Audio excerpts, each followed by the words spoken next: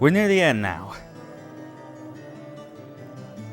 We got through the entirety of episode 3 in like just 3 hours last time. And now we've got a couple episodes, a few more chapters to go. We're basically at the end of the main story for Deadly Premonition.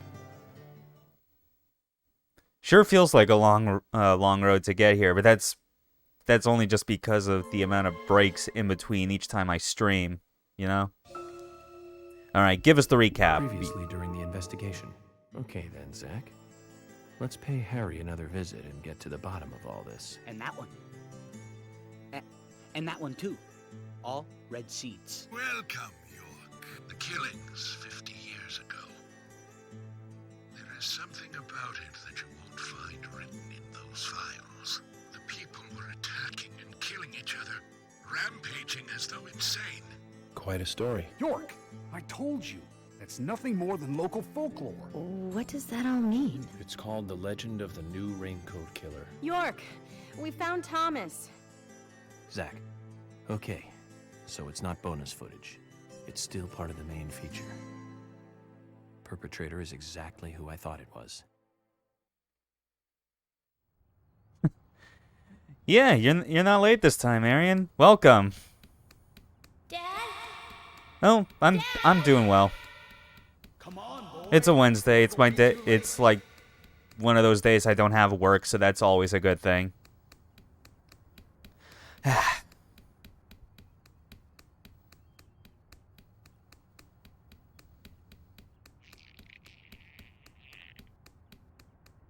Right now we're just running very slowly down a forest path.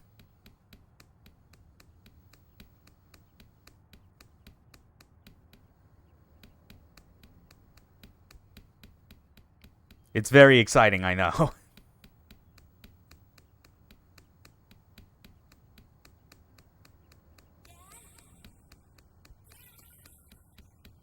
Come on, boy, or it'll be too late. Yeah, that's a good point. It's definitely not the kind of sound you'd expect. But then again, like, accurate sounds is something this game does not establish as being a thing. It really is goose feet. But then again, this is the game where where early on there's a cutscene where they zoom in on a pair of chipmunks, or squirrels rather, but they make chimpanzee noises. Like, yeah, that makes sense. Come on, boy, or it'll be too late.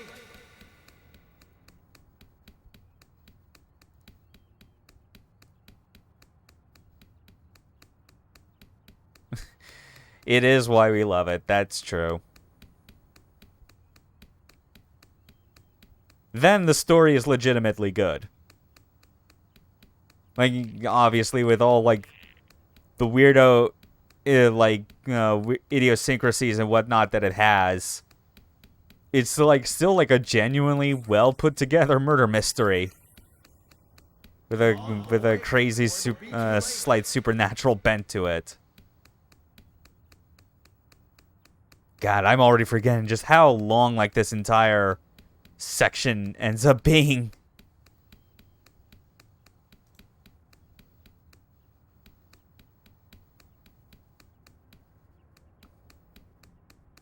Okay.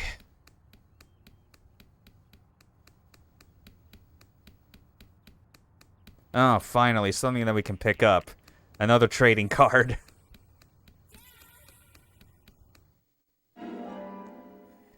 It's a trading card of our dad, who always has that shadowy veil over the top half of his face.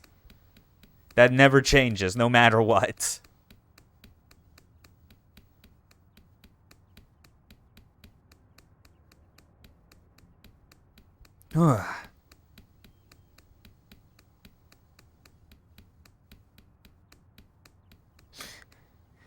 That is a good point. It's a lot easier to get people into this than Kingdom Hearts 1. Mainly because it's like, there's only one game. Well, okay, no, technically there's two now, but I feel like, even by comparison, most people still think of Deadly Premonition as just the singular game, you know? The sequel being a Switch exclusive and, like, even more of a janky mess probably doesn't help it as much as you'd think. But yeah, a lot easier to get into than trying to initiate someone on the whole Kingdom Hearts series.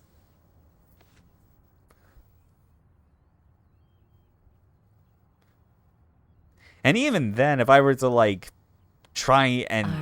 If I was forced to sell someone on what Kingdom Hearts is, I'd probably just say, hey, play the first game, you know, like, bare minimum or as much as you need, then play 2, and then never stop. Like, just never stop playing that game. Don't bother with anything else. Yeah, oh yeah, that's right. The Good Life is out this Friday. Yeah.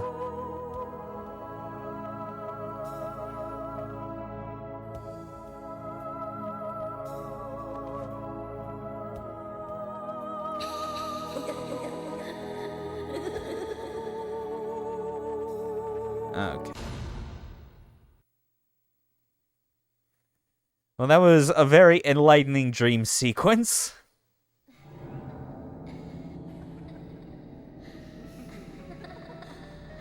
Oh no, we're still stuck in it. Never mind.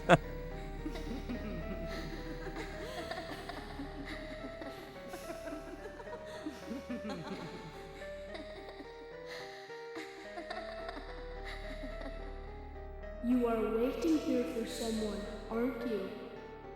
The person you are waiting for will be here soon.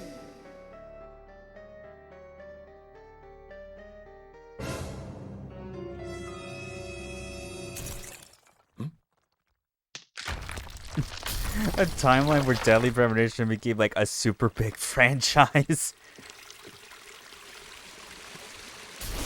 That feels like way too difficult to even fathom, and I say that as someone who likes this game.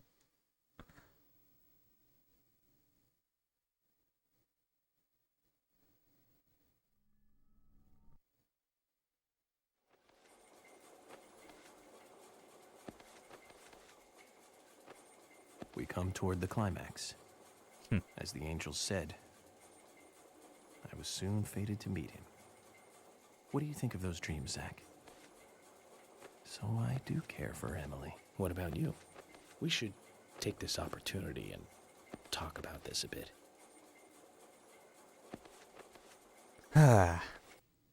So yeah, that's what happened to York. If I hadn't seen York come into the bar, well, you wouldn't have found this place, would you? Now, how about that? I guess I've always been lucky when luck was needed. That's why I've been able to stay in business, too. Although we have Willie to thank for finding this room, I suppose. He's got a great nose. Clever, too. He'd be a great businessman if he wanted to be. I owed you guys one anyway. And I owed York big time, too. You guys didn't tell anyone about that whole thing with Diane. I want to help you guys out. Is there anything I can do? Kason, I appreciate the offer. Yeah. This is a police matter. Tied to a chair, blindfolded, and annoyed by a weird sound. Let's talk to an imaginary person to calm down. George, look.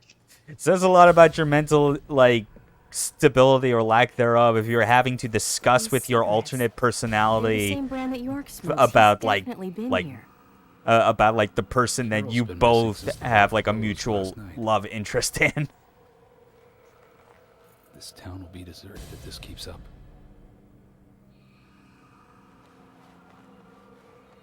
What do you think is really happening here in Greenvale? Emily, let's focus on looking for York. I just hope there are more leads than a cigarette butt around here.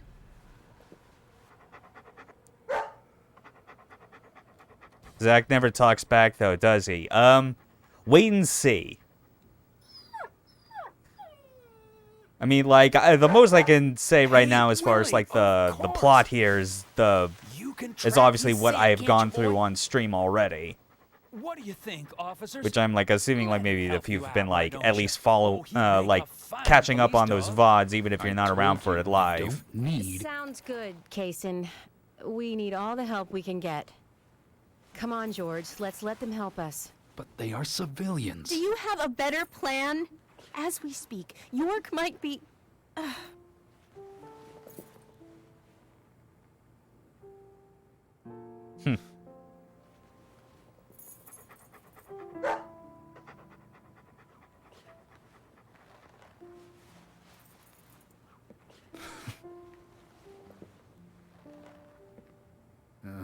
All right.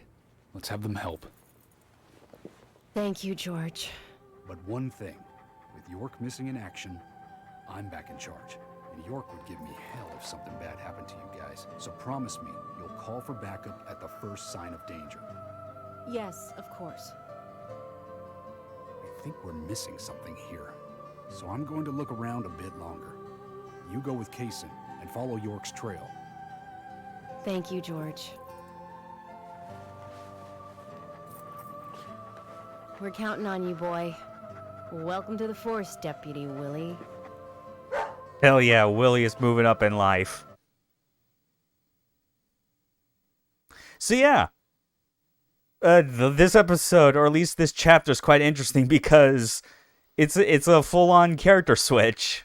We're playing as Emily for this. Admittedly, she doesn't have all the stuff York has, or even like has a very long section. The bandage packaging, yeah. Oh, so many of the items and like their packaging are so silly.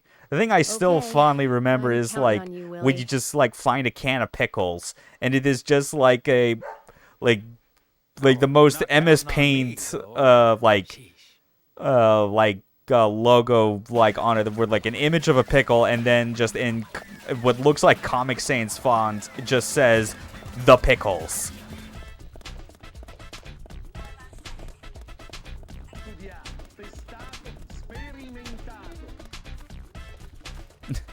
And now we gotta follow this dog while listening to some very funky music.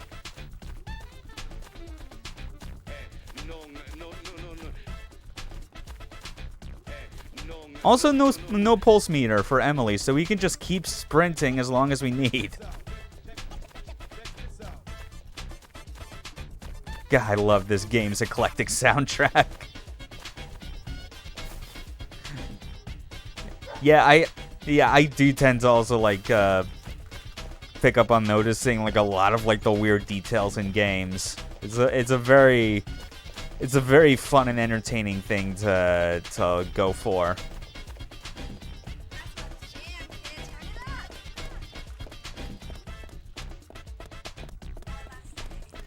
I mean, still one of my more favorite ones was just when I was like doing a side quest in one of the bars.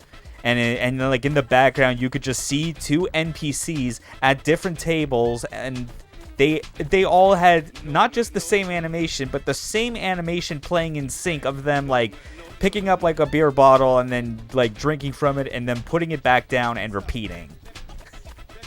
And just the part, and it wasn't just that I noticed that the first time and thought that was hilarious. It was the fact that like when I went back to complete the side quest, they were still in that same position and continuing to do so. I imagine that those NPCs are just locked in that state until the end of time.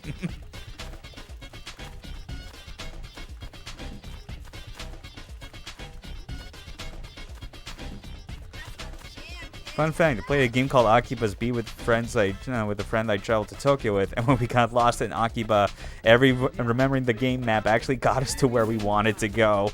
Yeah.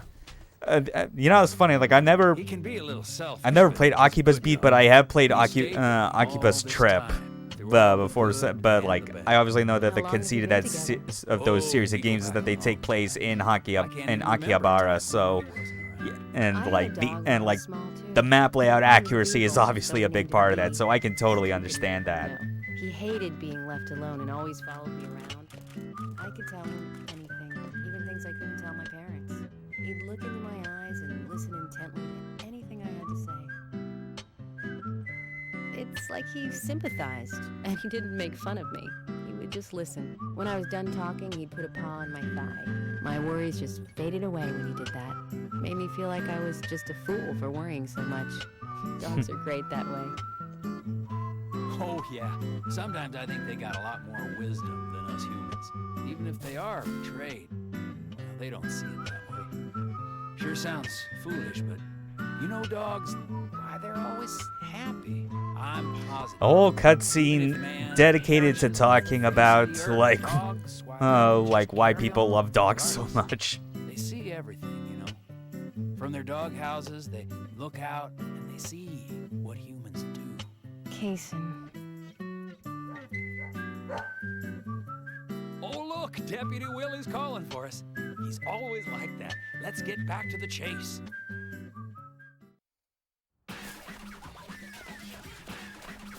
All right, Willie, lead the way.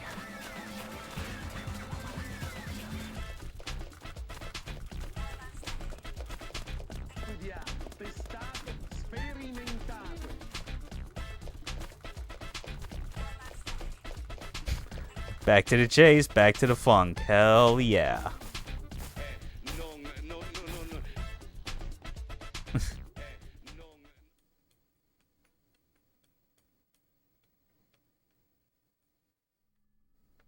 The funny thing with like they always use that like red loading prompt as like indicator that you're going into an area where like it's the other world and you have enemies to fight, but this is more just like an interactive cutscene.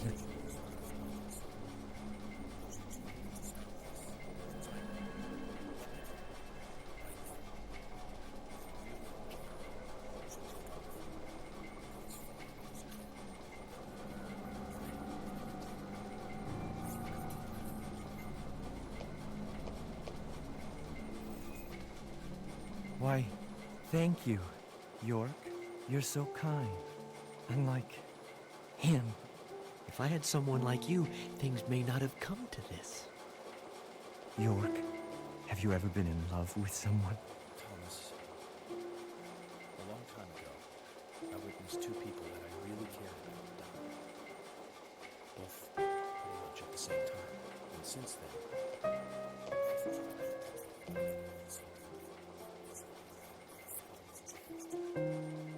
Emily, right? She's a nice girl. But I must warn you, York. You'd be better off not falling in love with her. Thomas, considering the circumstances, whatever I say might not be important to you, but I'll say it anyways. Don't you dare touch Emily. York, I think I've said too much. It's natural to respond when someone talks to you, I guess. Everything will end tonight. You just stay there until then.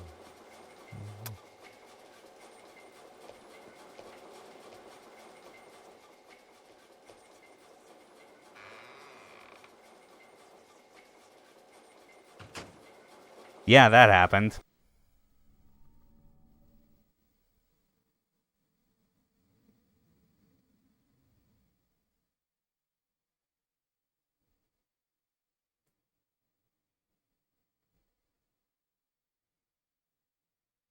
Oh, man.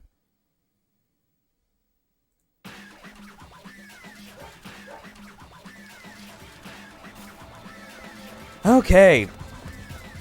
Back to it. Hopefully we can find York soon and stop whatever Thomas is doing because, yeah.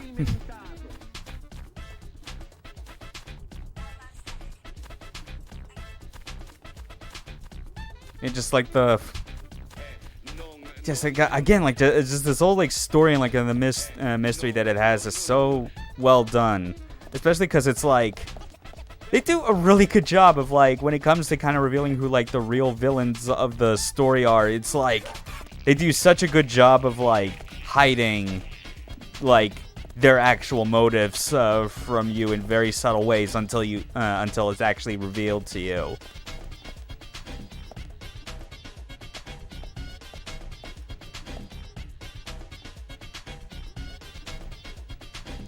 Because before all this, Thomas has always been more like just he's like the sheriff's assistant who's just like very dainty. You get the detail early on that he has a tattoo, like on his back. But it's, well, she reminds me of my mother who passed away. And but then it's like, yeah, he has that because he is like He's gay for someone Sales, whose name starts they were with the same G for me, and no is matter like what happened, very this much into or more. cross-dressing. So even when she was sick, I put more energy into my work, which I regret now. And you know, when I heard she died, I was on my way home, all happy. I closed a big deal in Jersey. Just when you want to give something. And he's still not the raincoat killer, is the important part. Well, that's when I met her. Like, he's an accomplice. I thought But the idea is that we still don't know who, like, so I always the stay real in that perpetrator hotel where I is. come up here. But when you do, it does make great, a whole lot more but in all sense. honesty, I go there because I want to talk with Polly. Does Polly know all this? No way. I'd never say anything so embarrassing to her. She'd think I've got some crazy mother complex or something.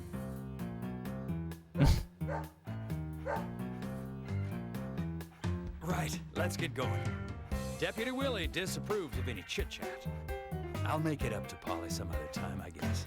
See on the other side of the road? Yeah, he is. Or, yeah.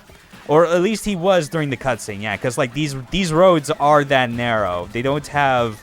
They're basically just one lane going in one direction and then a second lane going in the other. And yet these single lanes are like are like way wider than I think that would be necessary even just for like a single car going in one direction.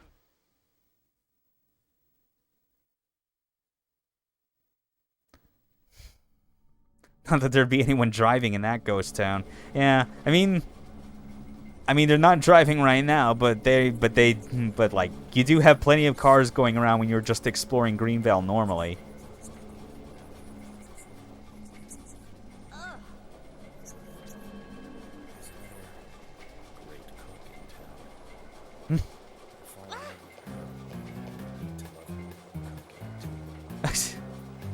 You're just gonna keep ragging on her cooking, even when you've helped her 3 times to get better at it.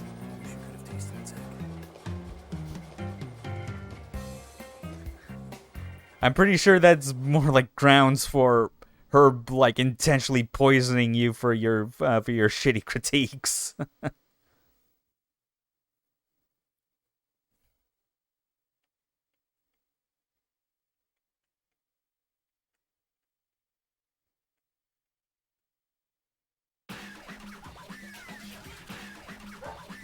All right.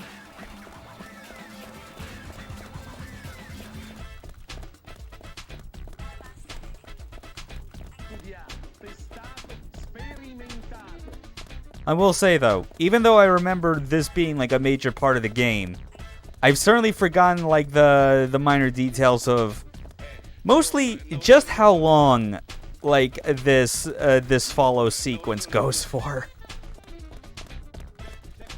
Like, I know we're still getting very close to, like, where we need to go next is the thing. But between, like, nothing else really happening during the chase and, like, the constant cutscenes, it's, like, it definitely goes on for What do you mean? quite a while, and you feel it a lot more once you already know how it goes. I'm sure some people might have moral issues about it all, but I'd like to think that I knew her pretty well. Every time we finished talking, she'd bring up art. I'd make a face, you know, boring. And she'd always say, "You're so different from Nick. He's so much more intelligent." Sounds like something she'd say. Nick It was sure one of the does. people who she could talk to, you know. And vice versa for Nick, I suppose. Diane also told me that she was best friends with Nick. He'd have nothing at all to gain by killing her. But even the best of friends can end up in the worst fights. Still, the voices and footsteps I heard that night, they were something else. Much more violent, more horrifying. I mean, His voice sounded different. Everyone here already clearly knows Nick wasn't the one that was trying to kill Diane. He was just spending way too much time with her to the point that it made his wife think that he was cheating on her. Something like that. He's not a murderer, just an idiot. Let's go then and catch Diane's killer.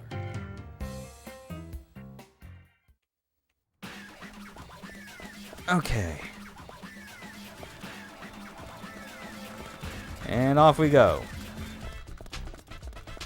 Damn it, Kason, stop pushing me around, please.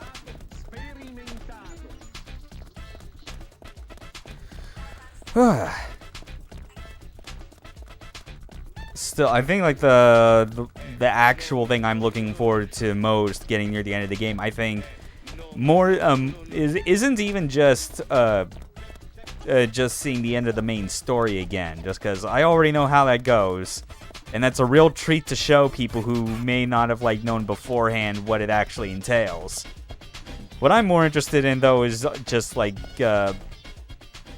is like getting all like the remaining side quests and other extra content out of the way, because the epilogue has a whole lot that opens up there. Like this thing with like the story is like it does a whole lot to like keep pushing you forward, because you're getting so close to the end. The game knows it, and it's like, right, just keep going. Just keep going. We got more and more revelations to show you.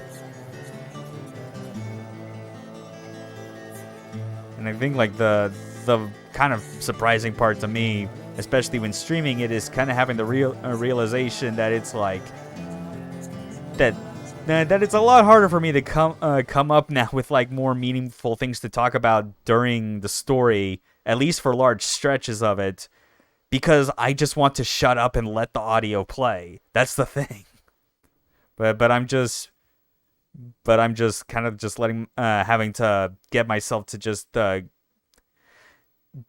speak whatever's on my mind, all stream of conscience.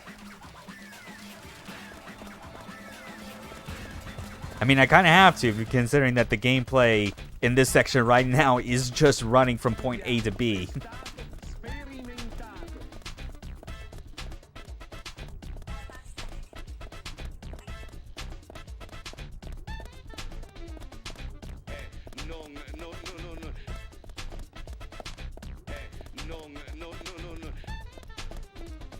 And yeah, the soundtrack is worth listening to. I mean, I still like, there's obviously like a good reason why I use Life is Beautiful as like the pre-stream music every time I start one of these, at least for this game, because I always try and switch out the music to something that is like that actually fits the game that I'm going to be playing. But it's real good. Very eclectic and all over the place, but catchy all the same.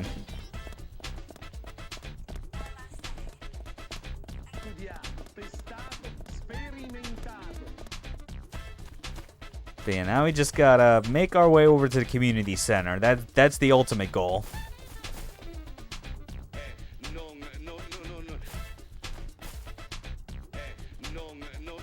Okay. Are you close to the Ingrams? No, I mean, well, I always say hi when I see them at their store.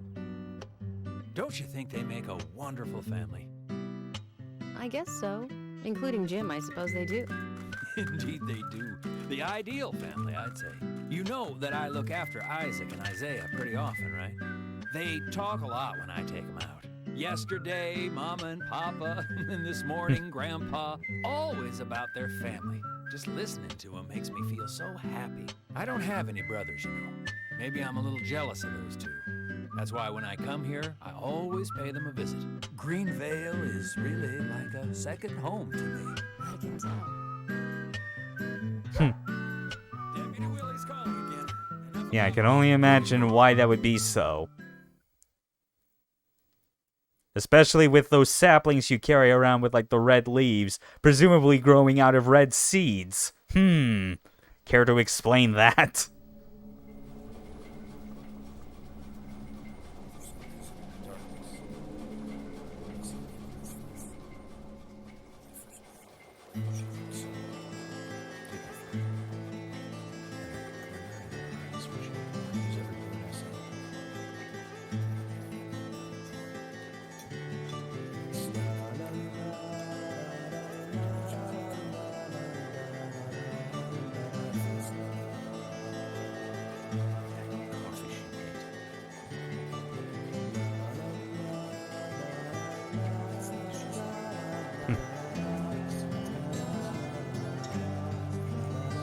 These first-person sections are so interesting just because it's like... Because of just how semi-opaque, like, your view is because of the blindfold, I have to imagine if you're not, like, already aware of, like, what is shown in each scene, it's probably pretty easy to miss a lot of, like, those visions of, like, Emily whenever York is talking about her. Like, yeah, it gives you the left stick prompt. It obviously wants you to look around anywhere, but it's obviously not trying to, like, tell you to look in a specific way in order to notice something relevant to what he's talking about.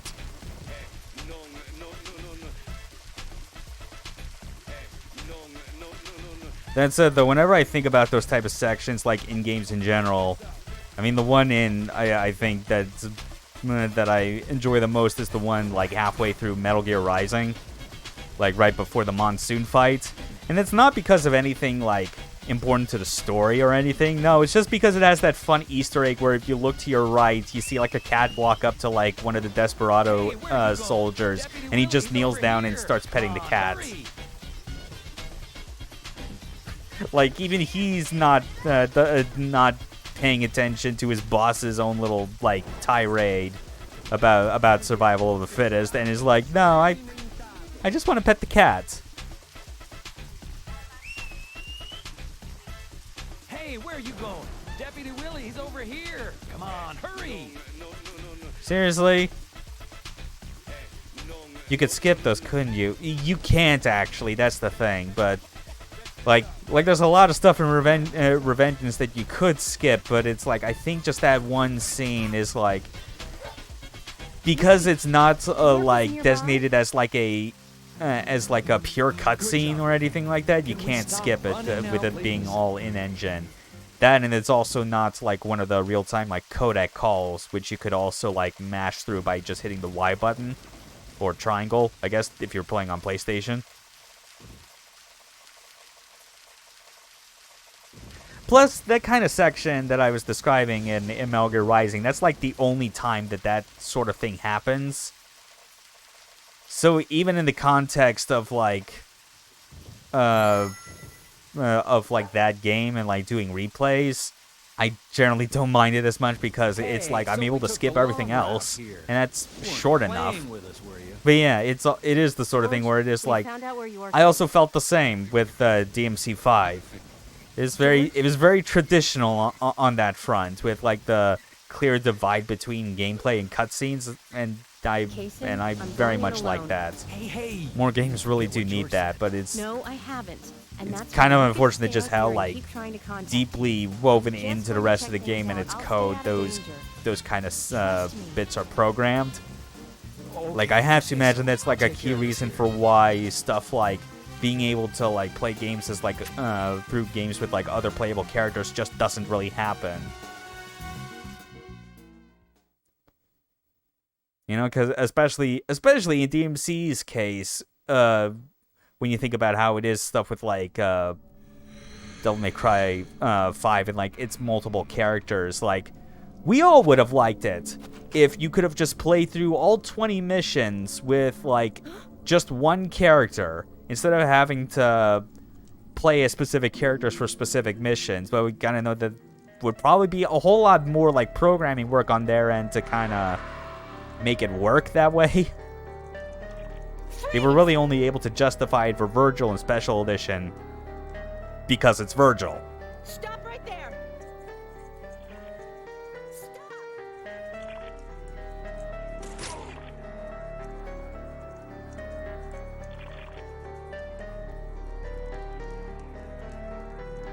Oh yes, and now Emily is also seeing the other world. What the hell? Funny thing is, it wouldn't have been. Yeah. Yeah, I mean, like it. I mean, obviously, it's still like some amount of work, but also probably like not as much that that people might assume, just because it's like the official developers not doing it. To say goodbye then. I mean, obviously, the biggest thing with DMC5 would just be making sure that, like, for characters like V and Dante that they have ways to get over the sections that are specifically designed around like Nero's Buster grab. You know? Reversible. Didn't you know that? Yeah, it's like, there'd be like 2 missions that don't work or something like that. Stuff where it is like it's very like hinging on the specific tools that Nero has in order to even make progress. Goodbye then. And yeah, that's right. I almost forgot because of like the like the places where you can summon Nightmare that are like scripted to break open certain areas.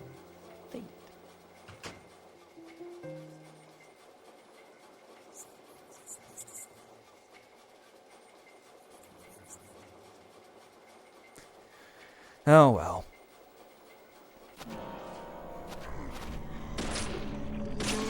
So now we gotta fight these things. All Emily has is her own 9mm handgun. With infinite ammo, thankfully. And she still does not have to worry about her pulse meter or things like that. Like, in general, they just make this, like, a whole lot easier. Like, she's a lot quicker to move around.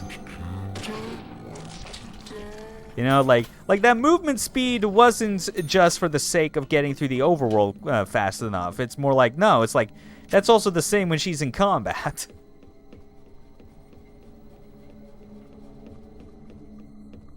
Summoning Nightmare in different positions as a manual input would have been cooler anyway. That's true, yeah. Because like, outside of, like, those scripted sequences, like, he only really comes out, like, as, like, a meteor from the sky. It'd be cool to kind of have something where it is, like, I don't know, maybe something where he, like, erupts from the ground or something, or, like, creates, like a portal out of thin air or anything like that. I don't know, just something. There's a lot of cool things that could be done, but then again, it's the sort of thing where, like, there's a lot of cool things that I still wish could be done with, like, expanding V's gameplay concept.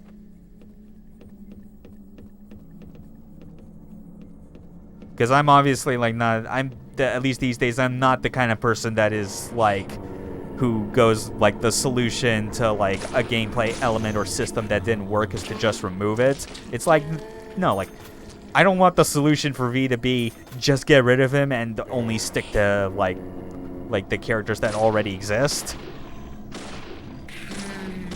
Like, oh, god damn it.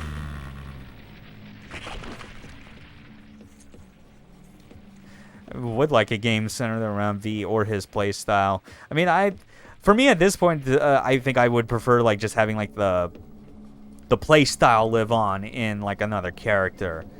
Granted, I'm pretty sure that there is probably something where, like, they would probably try and bullshit a reason for, like, Virgil to just stab himself again to, like, release V and have him do something. But I don't know. I feel like trying to get, but at the same time, I feel trying to get into that a bit more than necessary would be, like, talking a lot more about DMC lore than is healthy. Point is, I'm more just, like, if anything, I'm just kind of bitter over the, knowledge that of, like, their older, like, character concepts for V. One of them was straight up just, was a chick. And, you know, just a full-on goth lady demon summoner. And I'm like, that is infinity times more interesting than what we got with V. And even then, V still had, like, some pretty, like, amusing and charming qualities of his own. Virgil, we need to clean the toilet in the DMC shop. Help me. I'm just gonna stab myself and let the summons do it.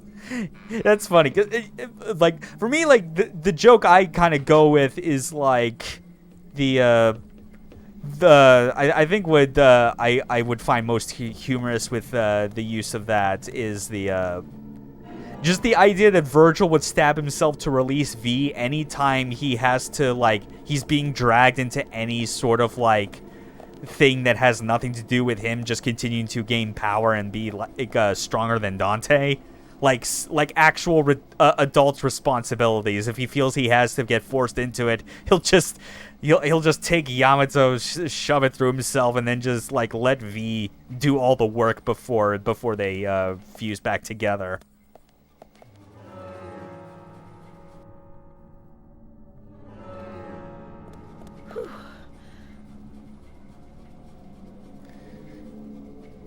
yeah, it's like that's the other part that like I was really hopeful for, just based on a lot of like the visual details that they were building like into V's concept, was like the ties to Mundus. Like I was sincerely hoping that it would have been something more directly related to that, like trying to like carry on either carry on or like disrupt Mundus's will or something, as opposed to it just being Virgil, who has very bitter memories about being brainwashed by him as Nilo Angelo. But hey, Griffin was great though. I think that's the ultimate saving grace for V's existence, is that we had Griffin.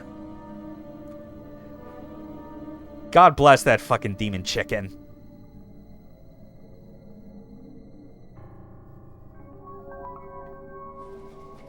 Also good on Itsuno and Co. for choosing those 3 summons that they did, because they were clearly a fan of like Babel 2 or whatever like that old like manga was, where it is about like a kid who has like special like demon summons or something like that. That was a clear thing where like they were inspired by a specific 70s or 60s manga and then just rolled with it.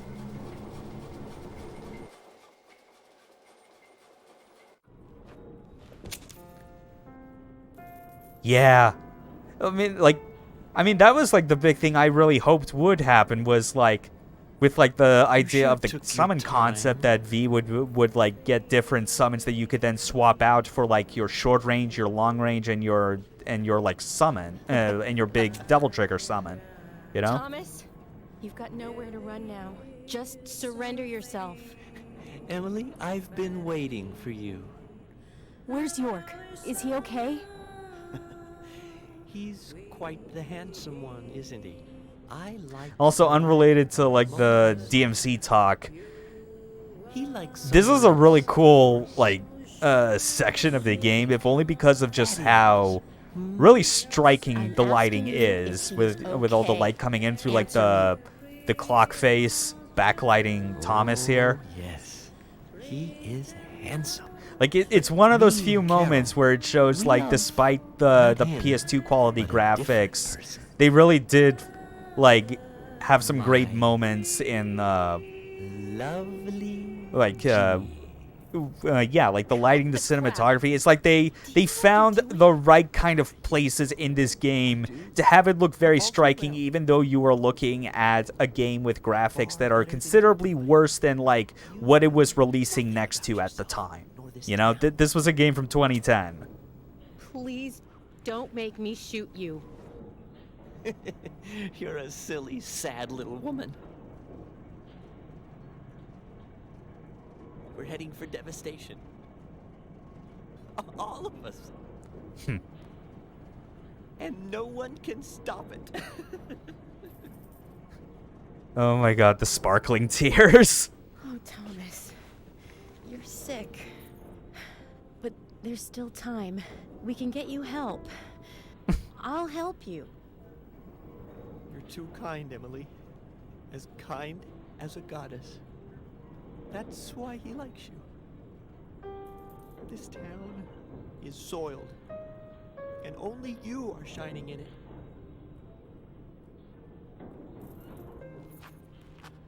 That's right, Thomas. Let's just leave here together. It was so much better back then. We had so much fun. Emily, that was before you came. I won't let you have him.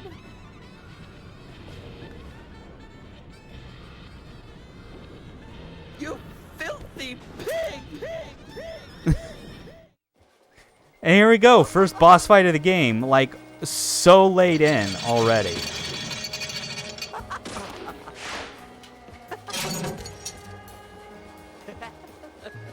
Over here, Emily. If I can actually hit the asshole. Okay. It's obviously still very difficult to kind of hit him normally, just because of the like it's trying to do the exact sort of thing that like the laser sight in RE4 does, where it's like you don't see the actual red dot unless it's over something that will get hit. But the problem is that like with the lighting is it's very hard to even see like where the laser itself is diffusing, or even if it's actually going over something. Ooh. I'm not letting you go, Emily. How's this? And the lock-on function kind of barely helps in this case, really.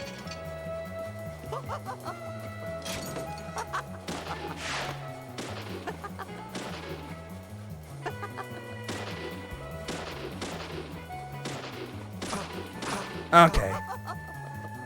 That's about half health. Have it your way. I won't let you take him. I'll show you how serious I am. I'll turn you into hamburger meat. Oh my God, Thomas. Take this. How's this?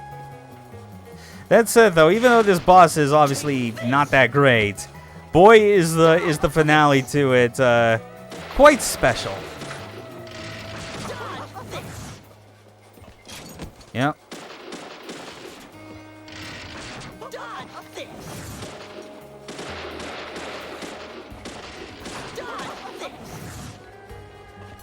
Oh man.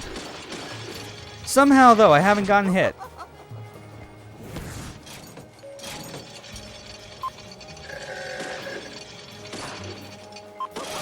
Okay, come on.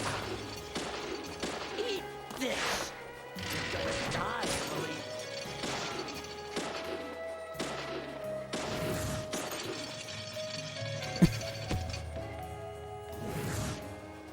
So many QTEs.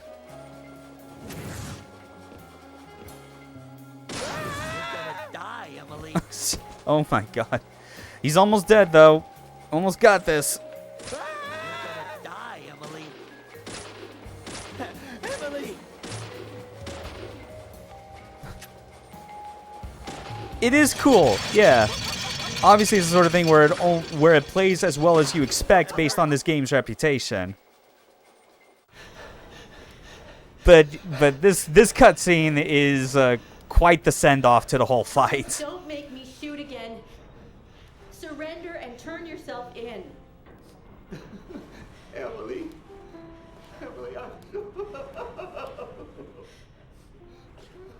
Thomas. I wonder if he stabs himself on that hook. I'm sorry. You're right in a vague sense. That's enough. Where he stabs himself, I think you're gonna need to be more specific. You got at least like less than a minute, I think. Emily, I just...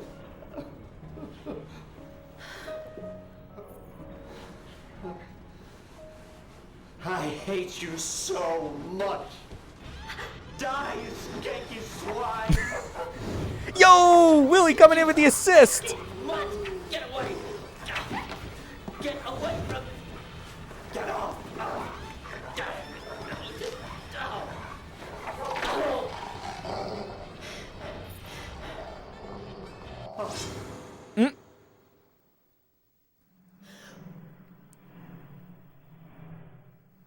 Oh, the suspense.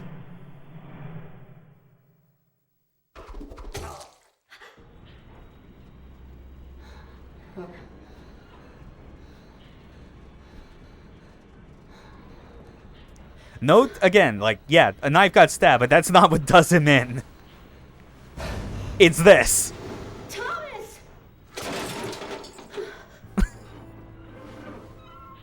Literally through the goddamn face. Yeah, that puts another spin on the word dogfight.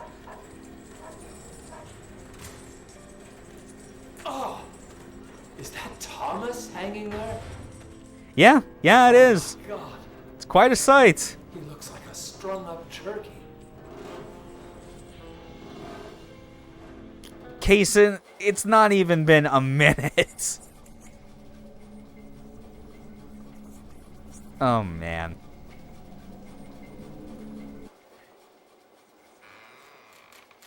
Yeah, Thomas gets it real hard as far as, like, his death. And he's only the first of 3 bosses this game has. Which is, again, it's crazy to think. Like, we're what, like, 20 plus chapters into this game now, and that was the first boss fight. Like, one that can actually consider the boss. Like, the game has had moments where it's like, there are special encounters with, like, a regular enemy type that gets introduced. Too soon? Too soon. Anyway, York's free now. Finally get to be back in our shoes with all our familiar infinite ammo weapons.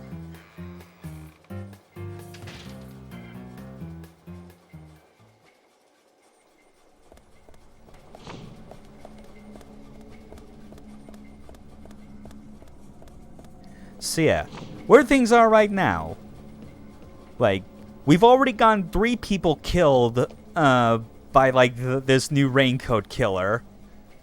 We discovered that there was an incident in this town 50 years ago in which there was a biological attack on this town, which seeds were used to create a gas that turned people into feral monsters that were killing each other.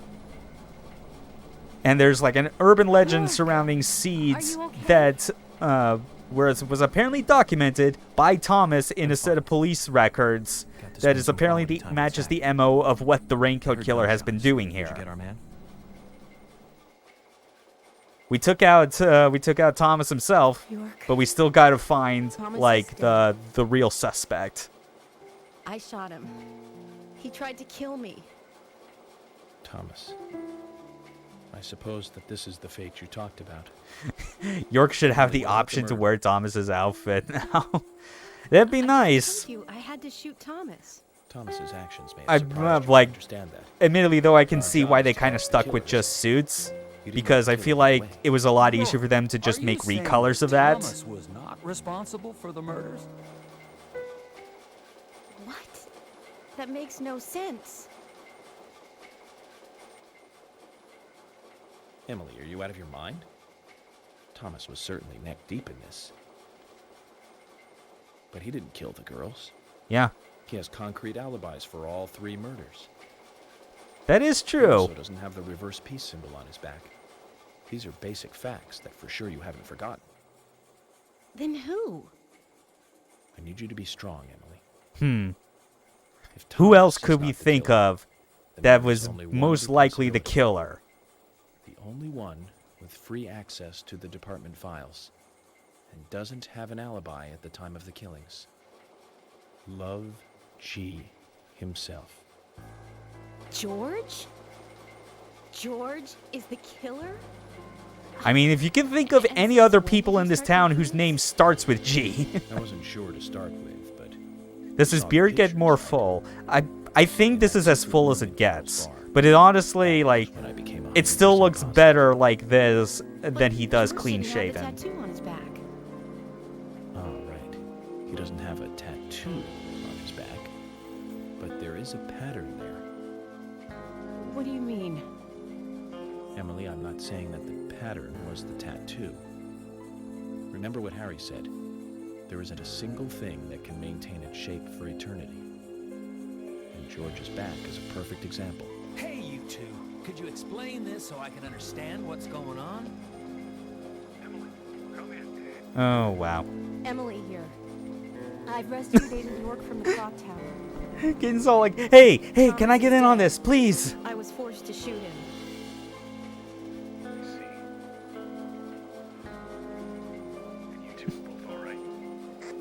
York is a little weak, but we're heading back to the department now. Okay, I'll do this.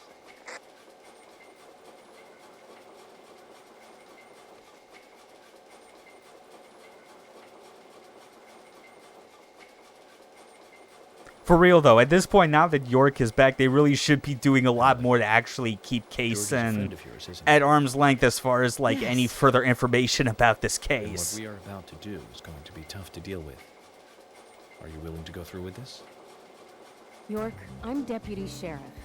This might be a small town, but I take pride in that. It's my duty to make sure that we catch all the bad guys in Greenville. Even if it means facing an end that I would never hoped for. Okay, then let's get moving. This case is going to end with the sheriff's department.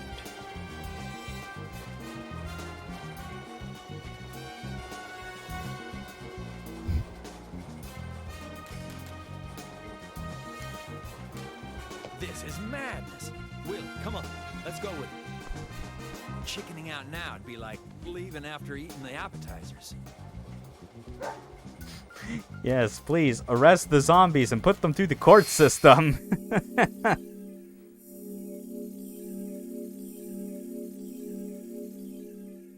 Yeah. Unfortunately, the zombies, I feel, have to be immune from this because it's like only 2 people thus far have been able to actually see them. Well, I guess maybe 3 if you count the Raincoat Killer himself, but whatever. We just need to get one more guy, really. That's it. And we'll know for sure once we go into the police station. If the zombies are anything like in Hot Fuzz, you can reuse them. True. God, Hot Fuzz was such a good movie.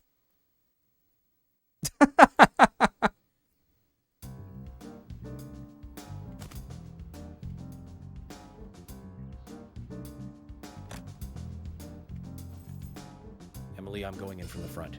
Seriously though, like in any sort of like procedure like this, like why should they keep freaking Kaysen hanging around here like this? I thought I was the cheerful sidekick that helped solve the case. Oh yeah.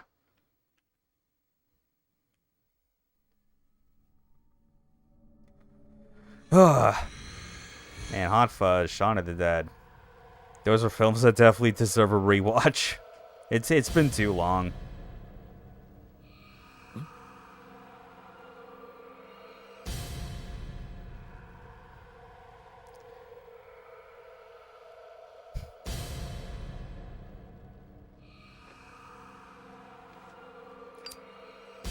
And it's funny too, like when I was streaming this last time, there was like a whole Otherworld segment inside the police station like a few chapters before that I had completely forgotten existed. And the reason is because like I always remember this one. I remember this one and the one that comes immediately after because like this is like way more significant and impactful, like just kind of going through it. Like, when you're having to, like, look through the police files for info about the Raincoat Killer, it's kind of just not the... It's kind of, like, the least interesting of the Otherworld segments.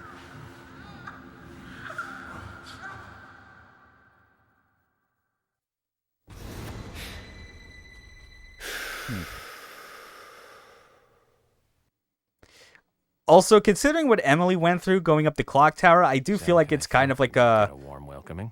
A missed opportunity that they did not try to have this section be something where it's like you and Emily occupying the exact same space in the in the other world right now, because she's now seen that those things are real, like York has. That would probably have been an interesting dynamic, but then again, I could also imagine possible like technical limitations. Well, with this being an extremely budget game.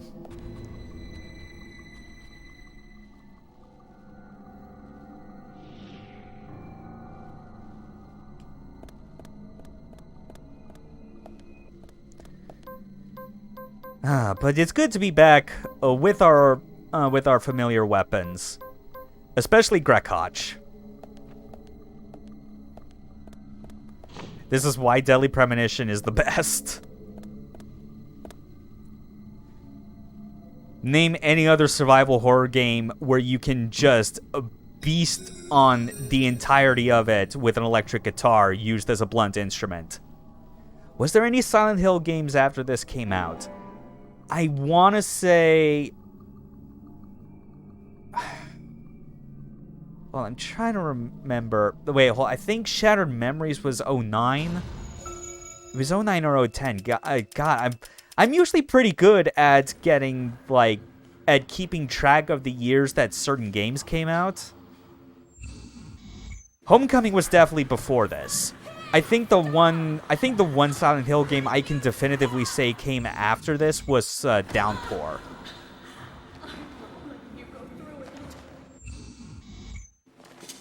Yeah, because like the order I feel like it was that Homecoming was first, followed by the Shattered Memories shortly after. Yeah, Downpour was 2012. That is true. So yeah. There was at least one Silent Hill game that came out after. Not necessarily a good one, but I mean, like, it still came out, I guess. It was certainly better than Homecoming, but I guess that's not a high bar to pass.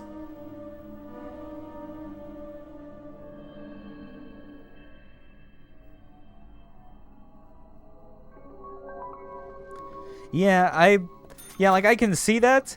It still kind of doesn't change the fact that it feels just so... It's still middling. But I do think it also, like, does get a bit more perspective for you. Like, if you've obviously seen Homecoming beforehand and just realized, like, to what depths of awfulness that gets to. But I don't know. It's like of that stint of Western-made Silent Hills, I still ultimately like more Shattered Memories because, like, I know it's like kind of unpopular just as far as like it's described as not being a particularly good Silent Hill game. But I think it's made up for the fact that it's at least like a respectable horror game in its own right, or at least a horror-themed game. And it's not trying to do anything that, like, embarrasses itself the way Homecoming does. It at least makes for a really strong spin-off, which is a concept I feel is so hard to sell people on these days. The idea that you can make a game that shares the same name as the series it's in, but doesn't need to adhere to the exact same template. And yeah, Shattered Memories was like... It was like a reimagining of Silent Hill 1, which was in itself also like a valid ending to Silent Hill 1, because it's one of those endings that they come up with where it's like it didn't exist in the original game, but it's basically designed as like a what if scenario. And the idea of Shattered Memories is like, it's basically described as what Harry Mason has going through his head when he's, like, going through that car crash at the beginning of Silent Hill 1, and if the crash had actually killed him. Like, that's the intent. At least, like, the theory as what I heard it from. And yeah, like, canceling Silent Hills like that is, like, so rough, and it's... Especially because I feel like if it had been allowed to actually get made, it probably would have ended up, like, changing a lot of people's perceptions on PT as, like, a style of horror game. Because you would have to think for sure that actual Silent Hills would not have resembled PT at all in terms of gameplay and structure. I mean, the goddamn... It's literally called PT. It was short for Playable Teaser. It was entirely made to, like, get people interested in the idea and establish, like, the mood and tone, you know? Because by itself, what PT would never have, like, worked as an actual Silent Hill game. Like, not a fucking chance.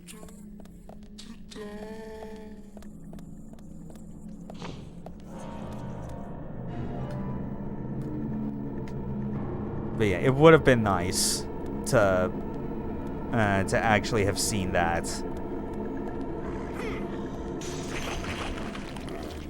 But now it's like, because that's dead, more people will be like quick to just think of PT more and just use that as like the basis for any weird indie horror game that they want to come up with. Just so much less interesting.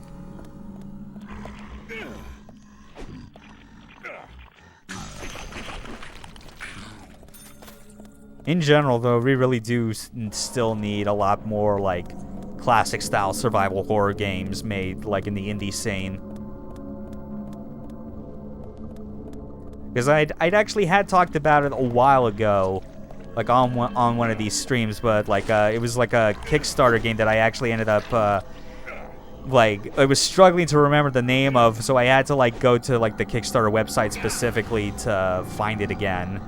And, like, kind of just search through the list of games that would be described as under the horror tag. And one of those was a game called Elisa, which was basically like a one-man passion project or so that is actually being made to very closely evoke the feel of, like, classic pre-rendered fixed camera angles Resident Evil.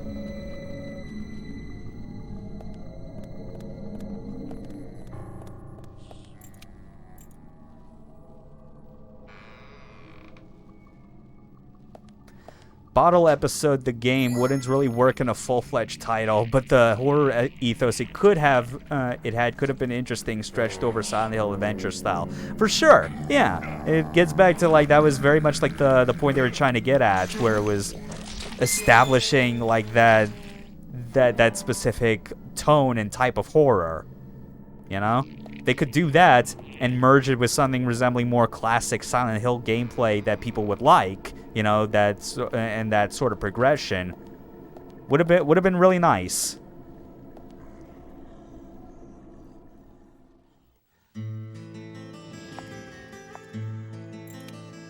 Well, Konami does Konami. Still hoping that new Castlevania is gonna be good. Yeah, assuming, like, whatever form that could possibly take, obviously. Ideally, I would appreciate there being, like, another attempt at a 3D Castlevania game that isn't Lords of Shadow. Like something that is, like, more faithful to, like, the things that people liked about actual Castlevania and, like, tone and style. Whoa. What the hell is happening? Here, only the color of the wall is different. There must be something else. What?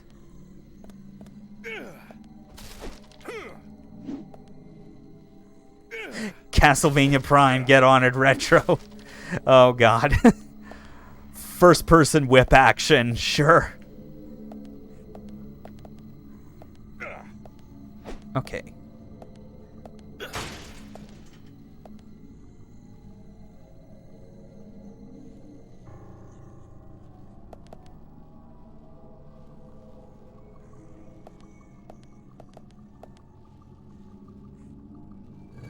Oh, okay, I completely forgot that it was like a hold the button in order to push. That was the idea.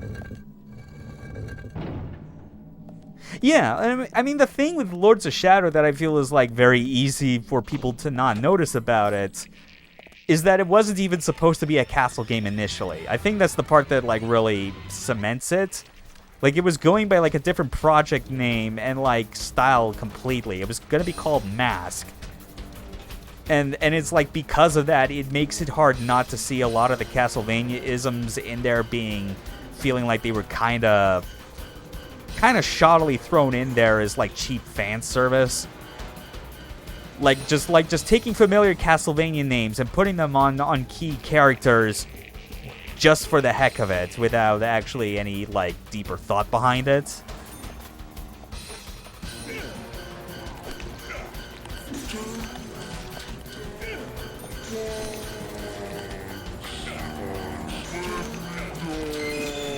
Wow, I completely hit that zombie and one-shotted him from behind the one that I was trying to hit. That's amazing. Yeah, I mean, the ideal 3D Castlevania for me would be one that, like, I feel the most straightforward way to describe it would just be make Lament of Innocence, but really great this time. Like I want a third-person action game where it is you playing as a Belmont. You got your whip, you got your sub-weapons. Throw in the magic sub-weapon combo system while you're at it. Have all the classic enemies, but just have actual good level design this time, please. And also have all the cutscenes play out like they're incredibly overacted, overwrought stage productions. You know, like that cheesy dialogue of Symphony of the Night was great. And they carried that spirit on, I felt, very well in Lament of Innocence, and especially well in Curse of Darkness. Like, one of the few things I genuinely like about Curse of Darkness, even though I like it less than Lament. 3D collection when... Oh, yeah. That'd certainly be a real tough sell, but I'd be down for it. Because it's like, in all seriousness, like what a 3D collection would be, I feel like there's only 2 ways that could go. Or 3 ways, rather. One would be the more ideal, which is it's just the PS2 games being rendered at higher resolutions. Then, like, the second one below that is all the 3D Castlevanias pre-Lords of Shadow. So the PS2 games and both N64 and Legacy of Darkness. And then obviously the worst scenario is them going, "Oh yeah, we'll put out a freaking 3D Castlevania collection, but it's only 64 and Legacy of Darkness. Suck it." And no, we're not going to do anything to fix the controls or the frame rate or the resolution. That'd be the worst case scenario, even though it would still be kind of hilarious. Man, 3DS collection I'd want to have.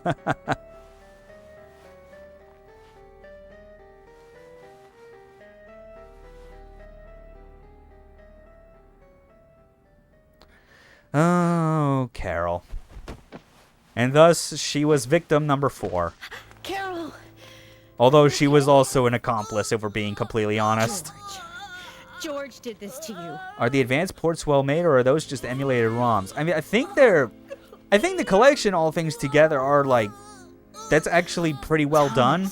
I mean, M2 worked on it, so that already, like, gives itself, like, a decent level of quality. I shot him.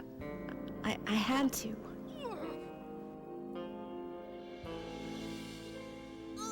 But yeah, but outside of that, it's like I've not actually looked at it at the ports themselves that deeply. I should probably look back through Gigaboot's archives again just to see if they actually did do a playthrough of that version.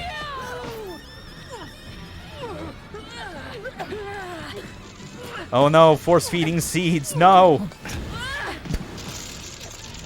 Oh, that's bad.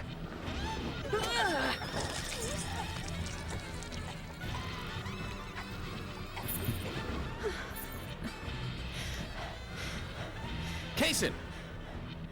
Kaysen, quick!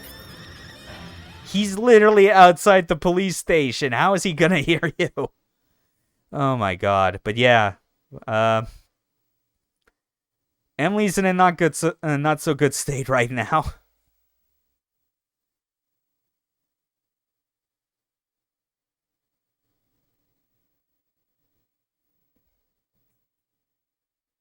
I'm getting a drink.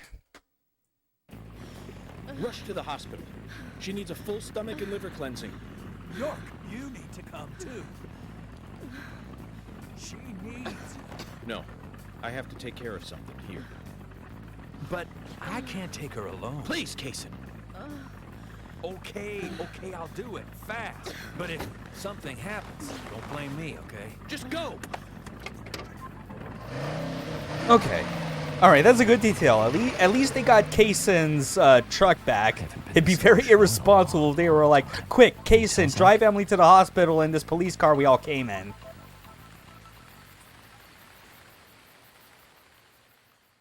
They had to take Emily out, or their combined Knuckles, Sonic and Knuckles power would have ended the threat almost immediately. Oof. Yeah. Alright, but right now, we gotta go back inside this station, this corrupted police station. Because that raincoat killer is waiting for us, and yep. As suspected, it's George.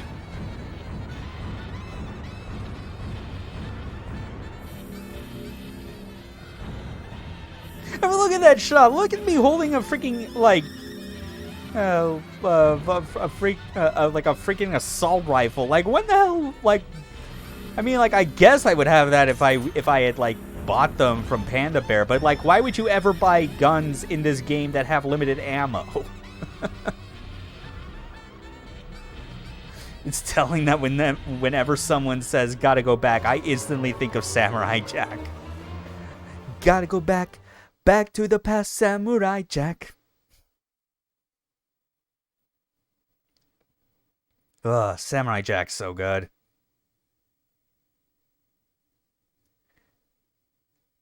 And that action game that Soleil put out last year was pretty good too.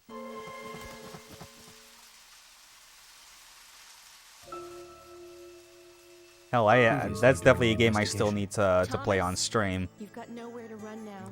Just surrender yourself. Like, I think where I last left off, I was like kind of getting prepped on my version to like Carol, are you okay? like basically like just getting through like SSJ ranks on like all the difficulties except for Master of Masters, because I'm thinking of doing a stream where I just try my hand at like actually getting through all of Master of Masters, the highest difficulty.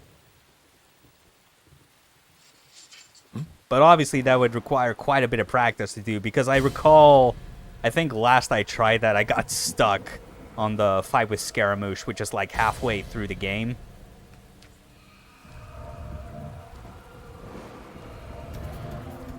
But yeah, it's a real solid one.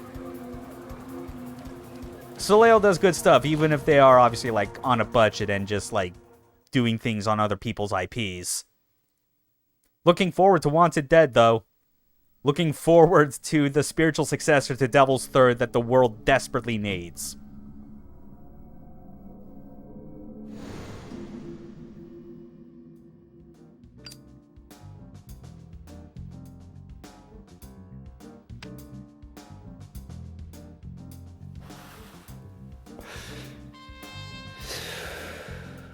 So there's plenty of other games I kind of need to get to for streams before I even think of touching Samurai Jack for this purpose. Nothing too fancy. Just somewhere where we can relax. You know what? Like, I'm still trying to find the right time to play Harvey Birdman, which will more likely probably be a Wednesday, considering the last couple of weeks I have noticed that there's I've had the best luck of getting people to kind of watch and chat when it's today of all things.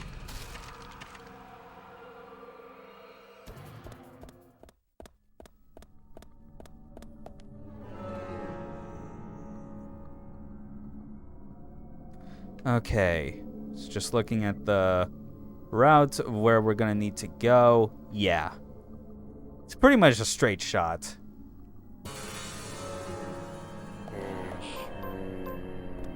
Time to keep whacking everything. Ow! Completely missed. And I gotta flip the weather doll again. Made it a point to be on Twitch on Wednesday since the last few streams. Yeah, that's true. Yeah. Though it was like I've rambled a lot about this, but just kind of the struggles I've constantly gone through as far as like figuring out like my ideal schedule that I can work without leading to me getting burnt out. Because obviously I'm not getting paid for doing these streams. I still gotta work a regular job. And I'm at least fortunate that the job I have is one that really only needs like 4 weekdays out of the week in order to get stuff done, as opposed to 5. Hence why Wednesday is basically my free day to do this stuff, and I appreciate that.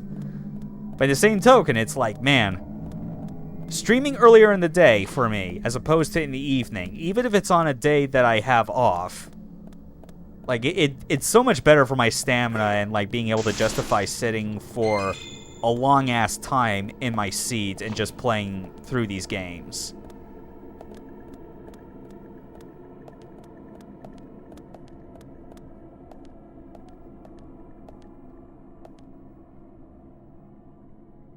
Because, yeah, as it stands for now, it's like Monday's basically the only day now where I think, like, if there's anything we've learned from the great Twitch leak, it's that only a fraction of streamers make any money at it. Well, yeah, that's kind of the unfortunate thing about it. Still, technically, I'm pretty sure more than you would making money through YouTube, of all things. That's even more sabotaging, if we're being honest.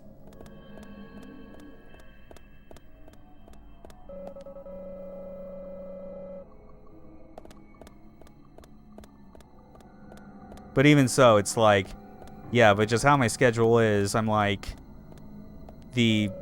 like, Monday is basically the only remnant of my old schedule where I would always stream at, like, at the evening in my time zone. And now it's like Wednesday and Saturdays I stream around this same time where it's like late morning for me and generally evening for people like in the western parts of Europe. It is, yeah. At the same token, though, it's like I still wouldn't mind even now and then getting a little bit back just from like streaming as an affiliate, or even better yet, like if I were fortunate enough to find someone that like was able to donate.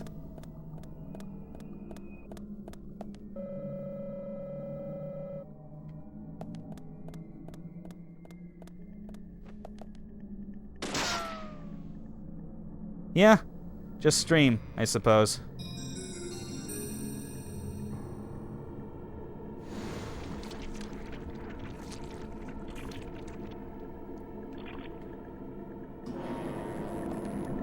And even so, like and even more than that, obviously, is the just wanting there to be like getting to a point where I can at least get like a decent enough amount of people that can like tune into these streams when they happen and make it so that I don't feel like I have to be so painfully reliant on the need to like post the same links in like the same circles I'm always in, because visibility on Twitch is a shit show.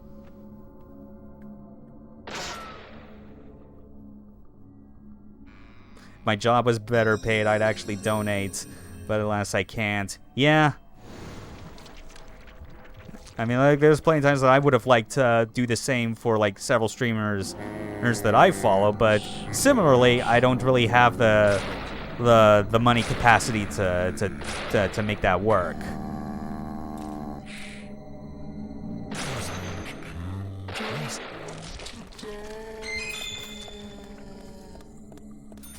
Staring at a video game and talking to yourself for hours ain't easy either. True. It's even harder when it's something that you're just trying to start out doing, like the very first thing, and you're like, how the fuck do I make this work?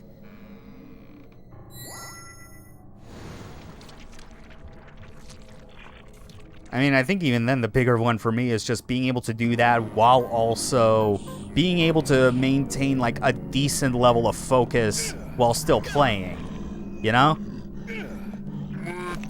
Because I've done Let's Plays for years, and like I can tell you right now, like doing Let's Plays where the commentary is all done in post, it really is a godsend when all you care about for recording the footage is doing the absolute best you can and being focused. Here, it's more like I've definitely had to spend more time, like, adapting to the need to essentially, like, multitask it, like, playing the game well, live, and speaking.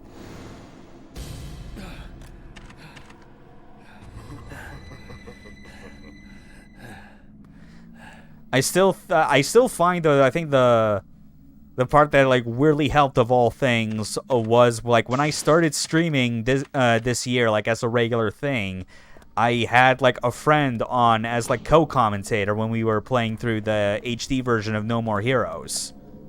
Like that was the thing that I think helped. You would think it wouldn't, considering it was like like, yeah, it's 2 people on the mic. That obviously, like, eases off some of the burden. But I think that because it was still the sort of thing where we were doing our usual commentating while still playing live, that was like a first step to, like, better easing me into doing this. So that when the time came afterwards that, like, the next game I streamed I was doing solo, I was a bit more comfortable at the idea of actually being able to verbalize my thoughts somewhat coherently while playing a game. And it also helped that for the stream sessions I did starting out solo, like, there were, like, at least 1 or 2 people consistently coming by to kind of to bounce off of.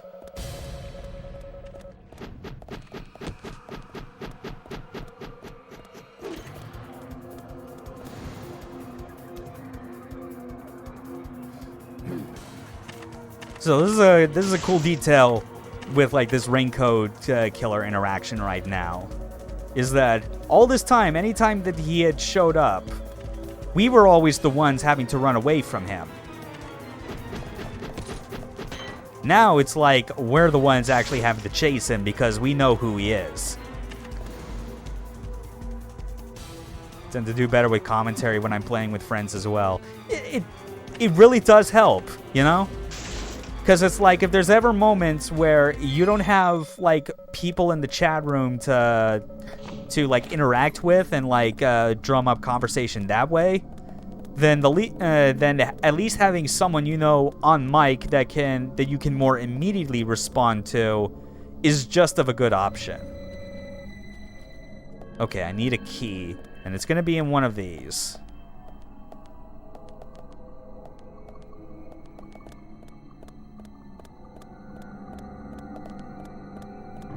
Oh, well. Still, I think at the end of the day, like, once I think especially once I've gone through, like, the games I'm wanting to play for October, which is mainly this game, and then a couple others, probably near the end of it, I'll be, like, doing, like, a full single playthrough of Harvey Birdman.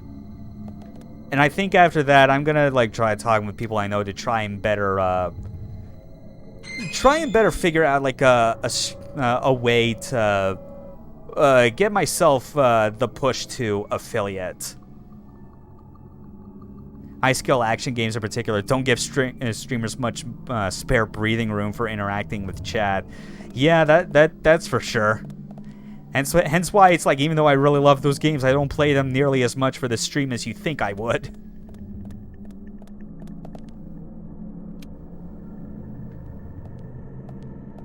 But then again, like, I mean, admittedly, I did play through Kingdom Hearts 2 Final Mix on critical mode. That was certainly a playthrough that was, like, trying at times. Okay, seriously, did I miss which of these filing cabinets has the goddamn key? Or maybe I was supposed to go through here first, right? Shoot, I'm an idiot. We got another crawling shadow or what? No, I guess not. It kind of looked like a hallway where that would be. I did beat Zaldin on the first try, but that's only because I was, like, I still have vivid memories, like everyone did, about how much that dude kicked everyone's ass. Is everything else, though, that was, like, somewhat of a problem, just because it's like, Zaldin's tough. That much is certain. But it feels like less of an issue after a while when you understand that the thing you should be looking for is ways to, like, stack all those jump reaction commands and then just spam the shit out of them. Because that's what I did. That worked. And then the stream immediately after was me just getting stuck for half an hour on the Roxas fight. That was maddening.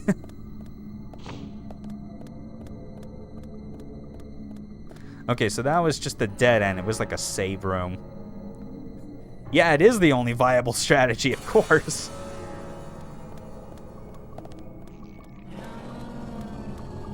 Alright. Now this thing showed up again. Ow. Didn't hit him. But yeah, as I was saying, it's like once I kind of get through the main things I'm wanting to play through on stream for October, I'm gonna like see about taking what steps I can do to try and like make the push to get affiliate status. Because it is the sort of thing where it's like I'm only at like what, just over 30 followers. Like I'm 3/5 of the way on that front to for part of the goal, and then the other obviously is trying to get like an average of 3 viewers. Like it would, I feel it would in general, like even though I obviously do not have the huge expectation that I'm suddenly going to be like making a ton of money as soon as I hit that status, I feel it would be more beneficial to get that as soon as possible than just like, as opposed to just treating it like it's not important and then maybe ending up in a situation where it would actually be beneficial to have, and I'm like, and then I'm just shooting myself in the foot in terms of progress.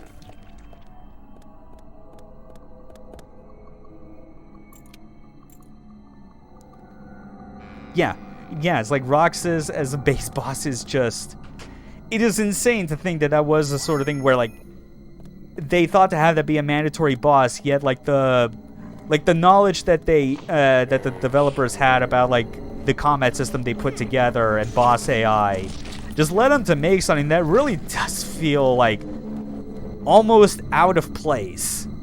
Even though it is the sort of fight where you see it and you're like, this is something the vanilla game should have had to begin with.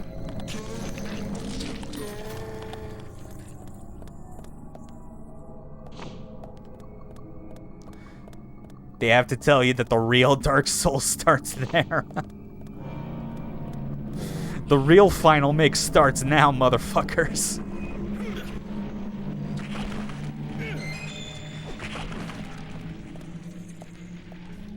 Oh, man.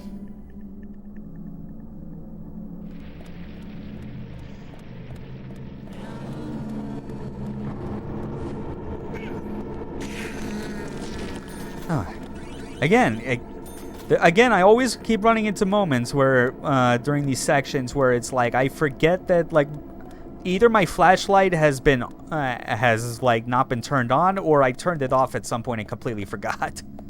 Imagine the rest of Organization 13 being mandatory in the boss rush. Oh, that... Man.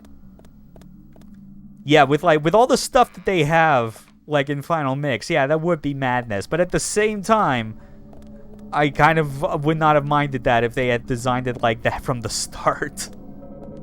But obviously they didn't, because they had already done Chain of Memories as their excuse for, like, killing off half of the organization beforehand. Hence why they're data fights.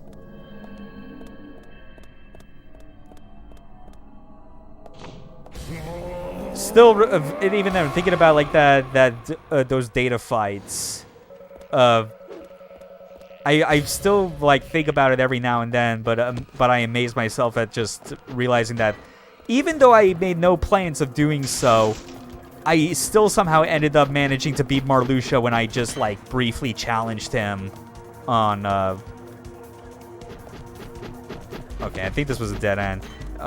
Oh no, there it is. But yeah, just like challenging Marluxia in the Data Org fight and somehow beating it when I made like no intentions of possibly beating any one of those data fights when I was demonstrating it on stream.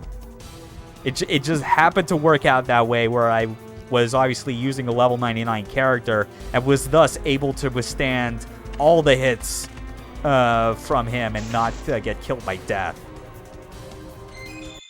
Video game logic of having respawning axes to throw kind of makes me laugh. Yeah, it's real funny every time. Like whether it's in that section of the game itself, or like or the ones where like you're having to hide from him. Like he throws it in frustration, and he doesn't go back then to like pick up that axe or even leave without it. Like the camera cuts back to him, and then he has yet another axe with him. It's the best. He just has spares for days.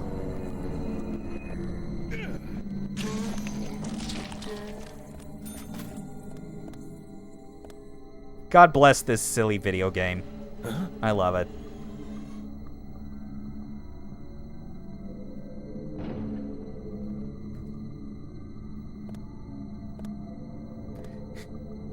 He's Castlevania's axe armor confirmed. Well, yep. You know, fair enough. That right there, that's canon now. I love it.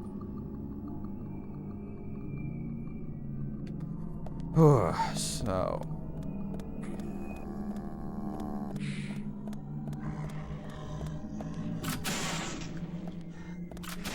Ow. Just gotta get through here.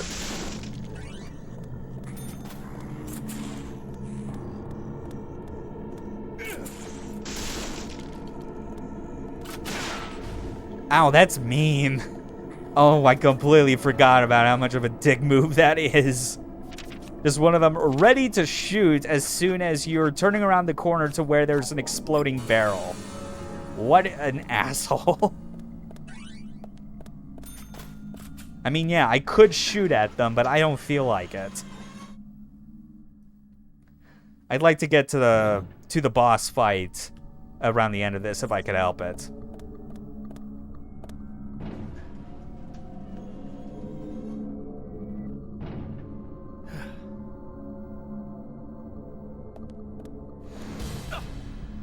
Oh.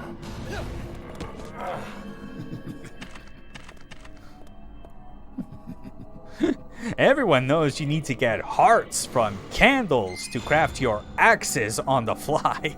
Exactly. Yeah, everyone knows that collecting hearts doesn't refill your health. That's what pod roasts hidden inside the castle walls is for.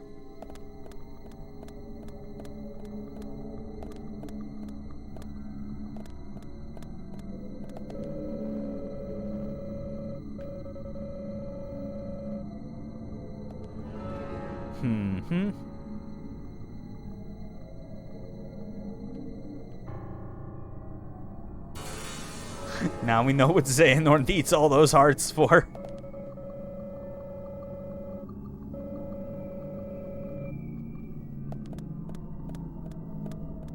Yeah, cross-game lore solves everything. Jesus Christ. Walled turkeys are the only food anyone needs. Take that, PETA. Yeah.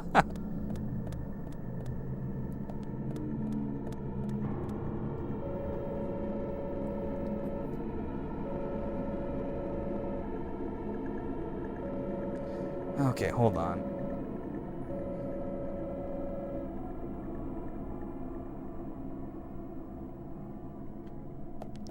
Okay, trying to find again. Where's the... Oh, okay, I was blind again.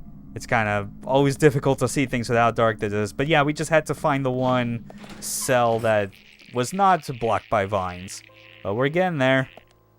This big, ominous staircase leading up to the big boss. And it's littered with agent honors.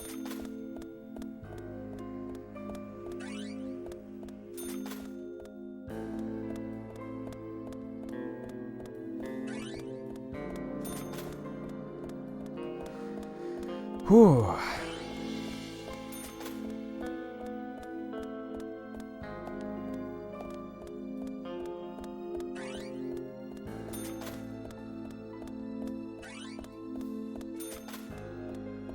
I especially like the music change as well when you get here. It gives it a different level of like ominous feeling, just because of like what you're starting to get to.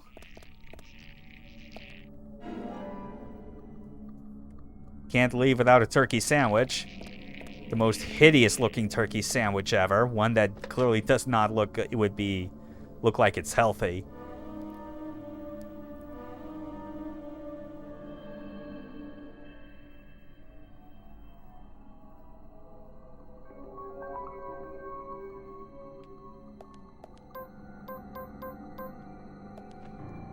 Reload our magnum. Now let's get ready.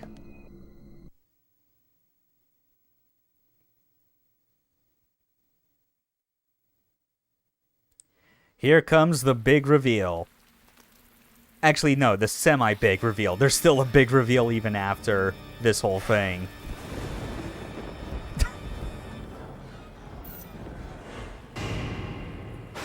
Welcome to Greenvale. Agent Francis York Morgan. Ah, I finally got to see the real Greenvale. I knew you country folk were shy.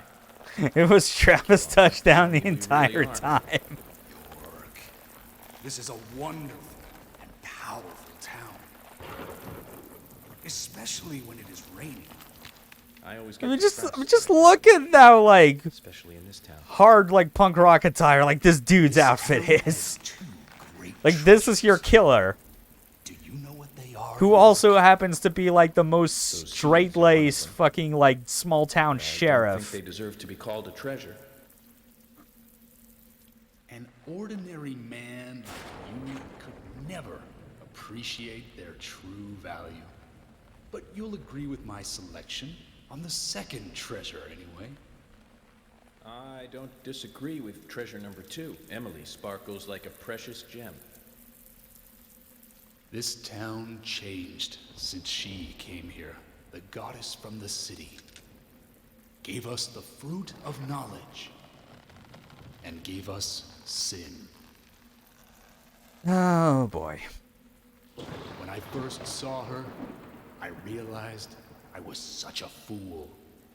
A fool for being satisfied by the petty girls from this countryside town. George, I agree you were a fool, and you are a fool, even now. Shut it, York! You're the fool here. Becky, Diane, and Carol. They all died right in front of you. You couldn't save even one of them. Not even one. You're the worthless fool here. Be less thirsty, Alls. That's inappropriate, and I'm reporting you to HR. Me, unlike you, I am strong. I have power. My mother taught me the strong, who can overpower others, is always correct and right. My mother stepped on my face with her stiletto heels because she had power. Yeah. As always with, like, just the villain's monologue. I learned to respect her. Since then, I obtained power of my own. It's just like the whole root of it I became divine. is, like, them just, like, just because, like, one person that lived out in, like, the big city decided to move here, and that was apparently all that was needed to, like, change this person's outlook on things. Like, goddamn, just how sheltered were all the motherfuckers here in this town? York, have you ever shot down a deer? Oh, it's so different from shooting a man. Deer hunting is great. They can be erotic creatures. Those black eyes, firm hips, slender legs. Hunting is a sign of power, especially deer hunting. Okay, now that's more of a sign of anything that, like, this dude really needs to go.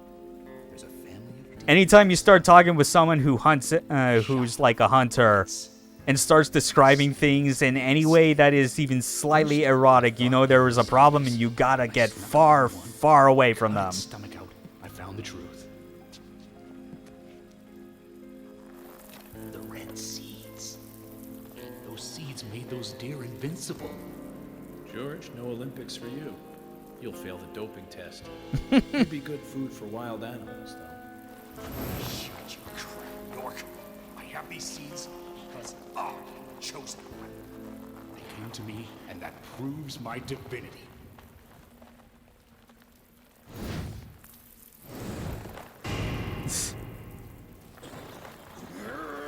Oh, man. Half of those seeds are just hitting your face, dude. I don't think that's a very effective way of swallowing these.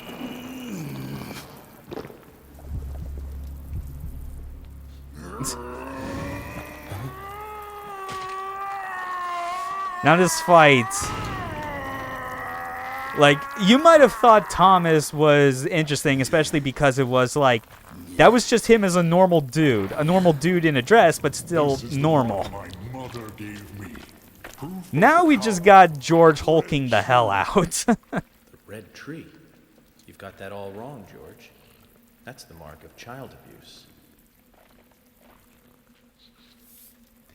And York, even when he's face to face with all this, is not at all fazed. That's no use, York. Carol's death gave me eternal strength. What a counter. What a counter to that sick cigarette throw. I can no longer be killed. See, no, what he should have done is like done what Jack Kamen did, toss that thing to try and distract him, but then like while he's busy trying to knock away that whole cigarette, he just comes up from like from his blind spot and then just decks him straight in the face. Okay, now to fight George.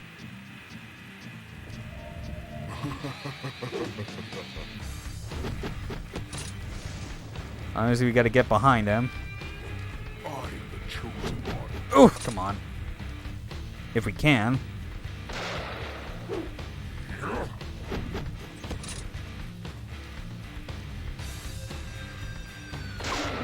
Yeah, like that. You think you're so clever.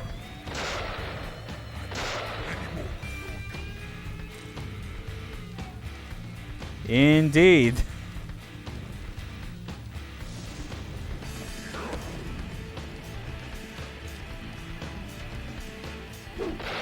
Oh, come on. Ow, shit. Whew. You think you're so clever. Oh, wow. Oh, wow. This Magnum is so OP. Wow. I was expecting it to be so much longer. Holy shit. Getting Anna and Becky involved was all too easy. Although this was just the first phase, mind you. Thomas built a secret club for me. All we had to do was tell them about it, and they were giddy to join us immediately. That's where I used the seeds on. Would these kind of pauses even work if their weak spots weren't obviously exposed? I don't know. Glowing a weak point or not, I think it would still be effective either way to try and get behind him and hit him that way, you know? I mean, the back is still like a vulnerable spot no matter like how much of a glowing target it has painted on it.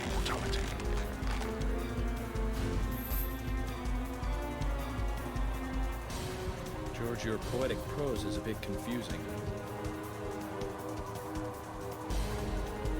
Let me reword this so it makes sense. You chose Anna as your first victim, so you could be a first-degree murderer.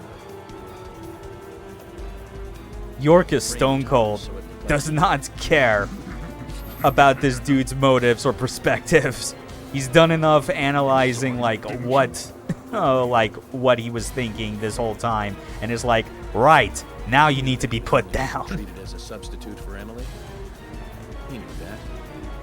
Carol knew too. Some games have puzzle bosses that don't telegraph how they work, and they tend to be real frustrating until you can read the mind of the devs. That is very true. Fortunately, this game doesn't really have that problem. I think there's maybe only one in this game where that might be a bit difficult, but that's like at the very end, and I feel like you'd have to be really not paying attention to what you've been doing in the fight beforehand to even know it. Why was I born such a run-down dump? Why did my mother beat me every day? Why didn't Emily wash me? York, he has his back to you like half the time. You could just keep shooting. Just keep shooting.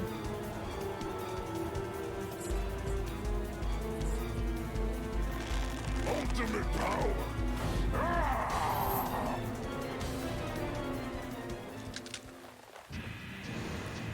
So now we've gone from regular George to roided out George, and now the ultimate transformation.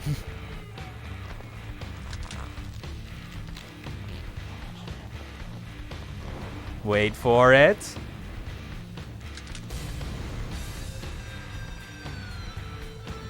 And now we are straight up Oni, I guess. With an imagination like that, you belong in the zoo. He becomes Freezer. Super Saiyan Blanca. Yeah, that also works, yeah. Yeah, it was either Oni or Blanca that I was thinking of. But yeah, this is just the silliest.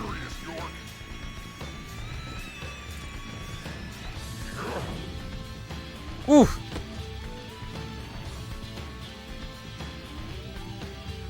Oh, shit. Okay, I did not hit all those buttons fast enough. Oh, fuck. God damn it.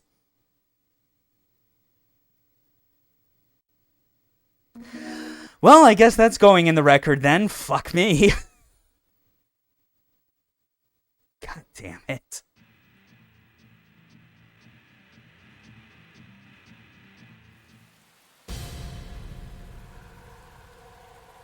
With an imagine.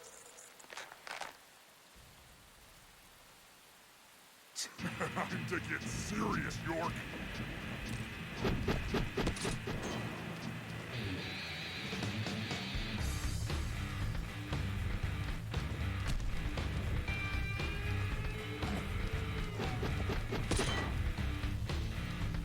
Kneel before me, York. Yeah. Trying to remember again just how to better get around to his backside like this. Father Christmas, but from one of those weird Scandinavian tiny towns.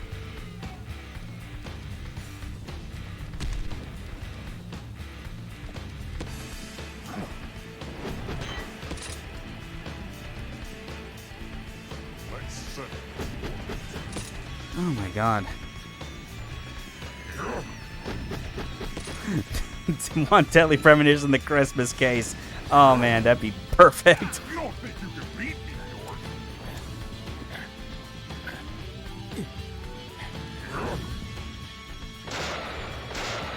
Ah. How is that not hitting the back? His back tattoo.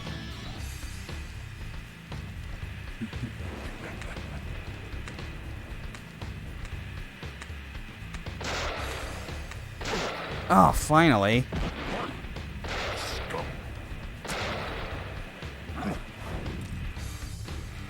Oh my god. Actually, hold on. I'm trying to... No, actually, I was actually thinking in my head, you know, maybe, like, just because this is the only death I've run into... I was feeling so proud of how I was able to, like, get through the game thus far without dying. And I was really wanting to try and get through with, like, 0 deaths on the record. But now I'm just thinking, like, maybe I'll just leave that as is. I don't know.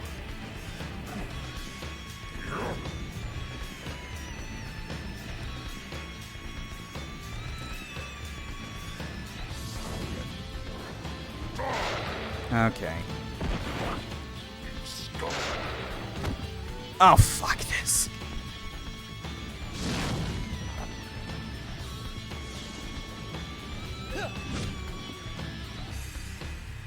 Yeah, it's ridiculous. Okay.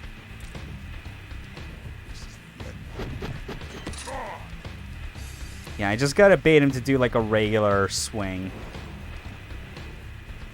Let's settle. If possible. Let's settle. Ninja Gaiden boss crap moves. I don't know, I feel like that's overselling them just because it's like they're still prompted with like a QTE.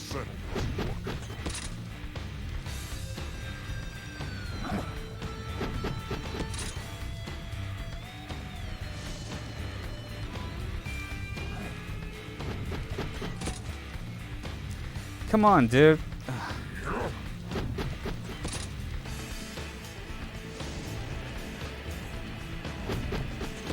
Dude, seriously, are you gonna stop?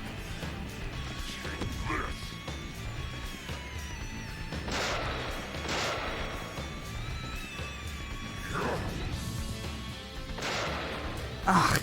It's not possible for me to die anymore.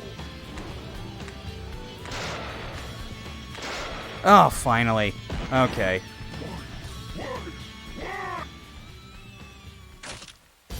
So yeah. Yeah, I guess by the end of this, like, my records, like, my playtime record is gonna basically have one death on there, but I'll just accept it. Who cares?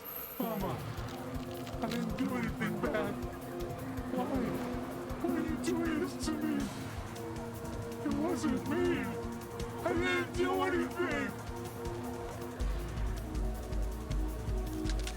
I knelt and apologized.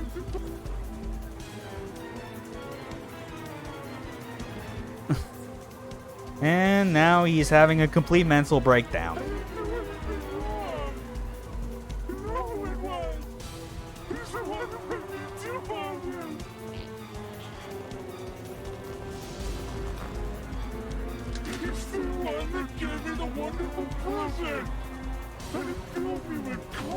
It's just the seeds talking, man.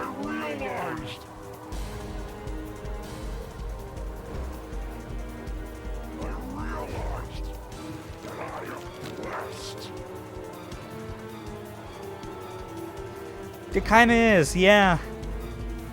Like when the monster stops, like acting like a very typical aggressive monster and starts pulling this shit. It's like real annoying, or not annoying. It's more like it's unnerving. Why are you so concerned about this, Locke? I told you, I'm the chosen one. Only the chosen one can own that locket. Methinks said locket and why you're trying to get it is probably just a huge MacGuffin, and you're being led on by someone more clever than you. I am special. I am.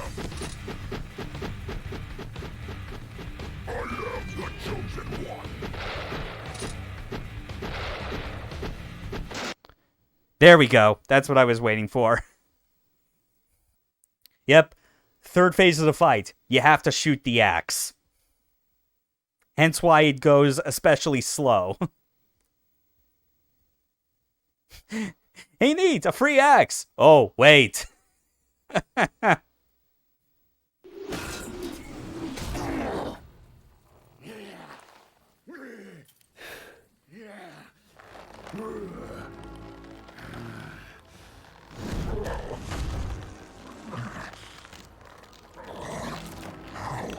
can this be?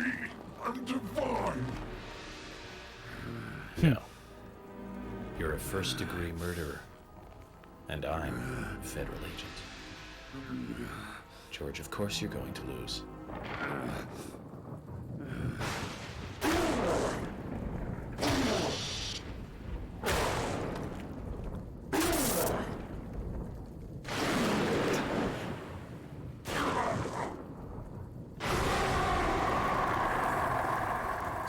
I don't like how he puts federal agent in scare quotes like that. True, but by the same token, it's like, I very much appreciate York's entire demeanor throughout this entire fight, and that, again, he is not fazed at all by everything they've done.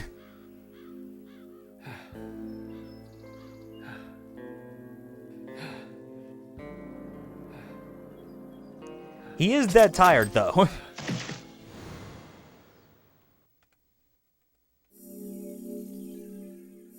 So yeah, there's our clear time, number of days. Unfortunately, one total number of continues. I feel like for York, this is Wednesday.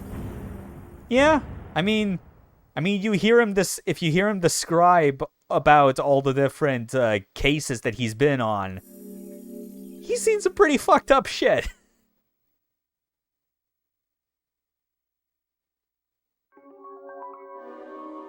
Okay.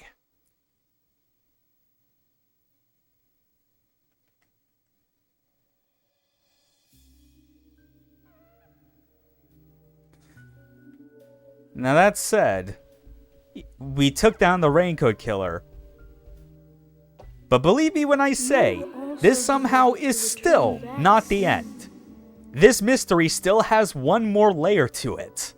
Hence why this is such an amazingly captivating, like, game story. It's like, just, God, such a good, crazy murder mystery.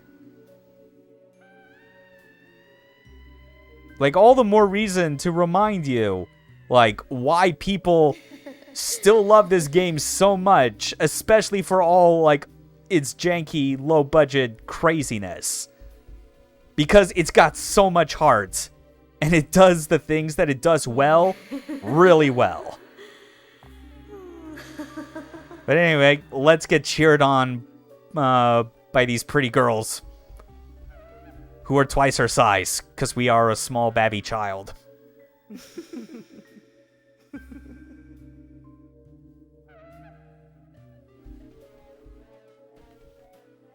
Oh wait, I completely forgot. That's right.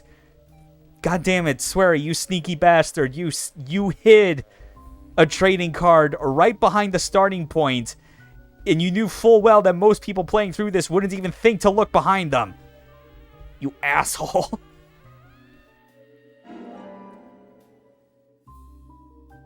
There's craziness in this game? I don't think I noticed any. Must be an Easter egg I missed. Yep.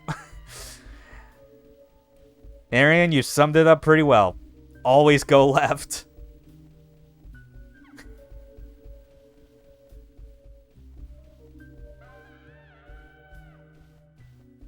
Yeah, good thing I am big brain.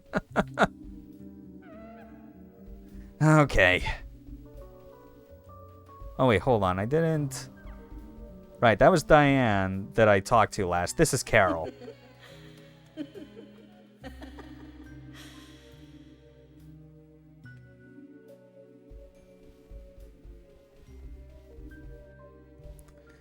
You also need to have more fun. I'll play with you a little if you like.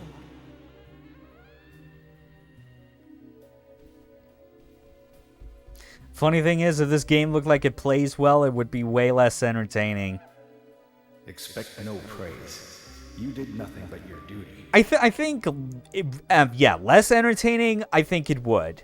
As far as how much less entertaining it would be, I feel that's up to debate. Francis, well done. I'm sure your father wants to congratulate you. I don't know, I guess it depends. I mean, I think the other part about it is, like, even if it controlled the exact same way, like, I think the fact that this game came out on the 360 of all things, instead of the PS2 like it was supposed to, I think that also helps in giving it its charm.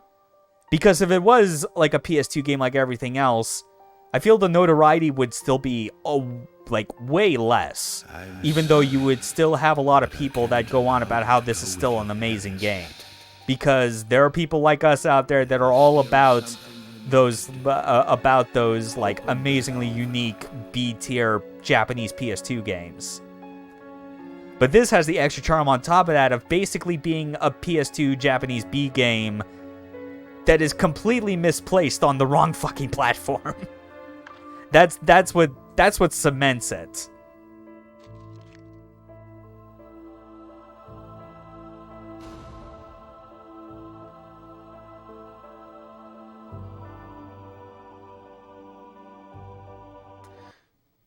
All right.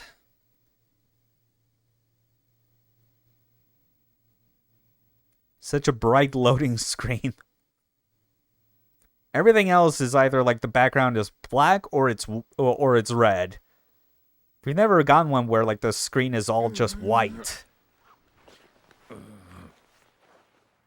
Agent York, finally you're awake. How long have I been out? A whole day, plus 10 hours or so. I wanted to challenge you to a game, but you were asleep. Emily. So I take it you were just playing chess with yourself or something. She hurt too? She hasn't come into the hospital. Oh no. What? I told Kaysen to bring her here. Kaysen? Kaysen came. I mean, he's the one who brought you here. Which reminds me, he asked me to give you this. Oh boy. That's a very good point. Timing is everything. He just asked me to hand it. Just like Harry Stewart says, funny enough, in this game. He's all about the proper timing. Right? You know, because, like... Hey, do you want to play some chess? Like, released a few months ago in the wrong direction, and no one will have ever heard of it. I'll have to take a rain check.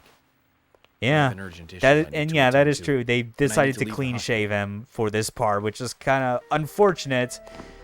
But you're probably also going to see why. Unless, however, this was just a cutscene error, or not. Although I feel like this might not be it, because I do recall there was a cutscene around the midpoint of the game where it had York clean shaven. But I guess we'll see for sure once we actually get into the next cutscene. Like, it might be just an error in that case or not.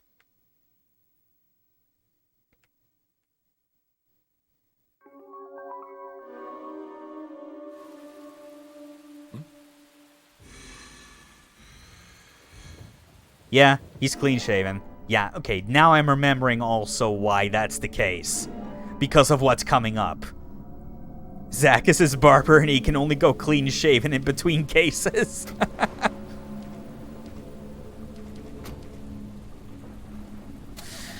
So yeah, we got places to go now. This is the only car we have. We don't get... Oh,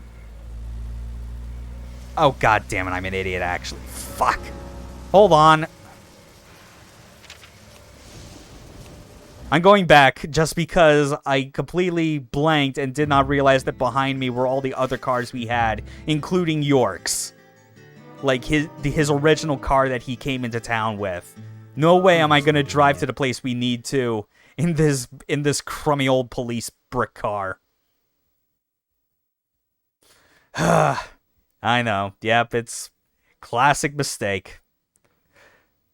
It happens more often than you think, especially when you're the one playing. Otherwise, it would have meant that cutscene was at a different time period, timeline, point in time, or all the above. Yeah.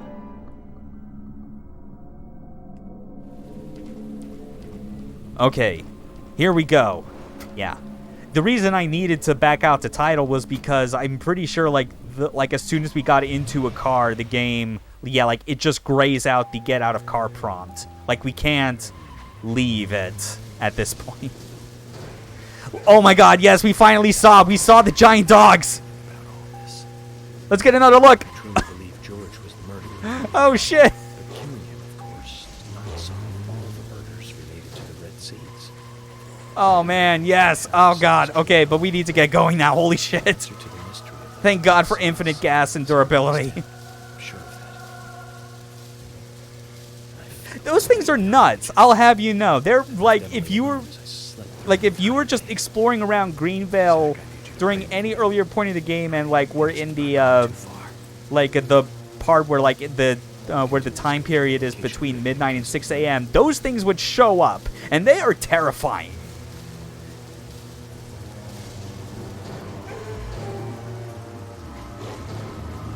I mean, look, like, think about this for a moment. Like, those are, like, glowing-eyed, scary Dobermen that are about the size of a moose, if not bigger. I mean, I tried to run it over, and it basically stopped me dead in my tracks, so it might as well be as tough as a moose. The Guardian of Hades has found you now. Play fetch with him. Yeah, okay, yeah, that's fair. I kind of underestimated. Yeah, it's definitely bigger than a moose. Now I want a puppy-sized moose. Oh man, a moose that's probably the size of like an actual like puppy or just a regular dog would probably be like would probably be nice. Chances are probably good that, like, if it is that size, it wouldn't be able to, like, trample over you and potentially kill you as a result. Yeah.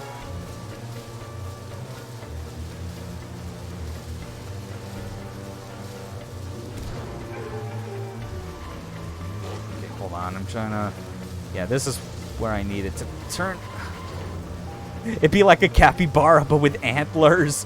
Oh, man. That's actually... That is the most amazing description you could give for, like, a miniature moose. A freaking capybara with antlers. Oh.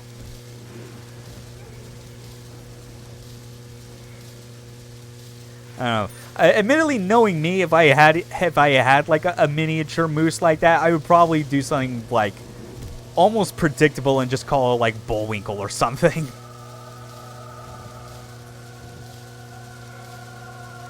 Just because anytime I think of moose, it always comes down to two things. One, the reality in that they are big creatures that have no qualm in just trampling you to death, and obviously Rocky and Bullwinkle, which is a great old cartoon show.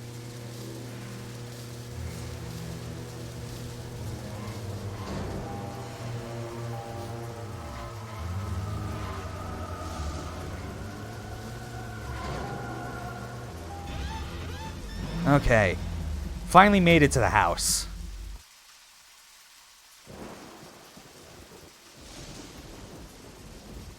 George's house? Moose and squirrel or squirrel-sized moose? Oh, man.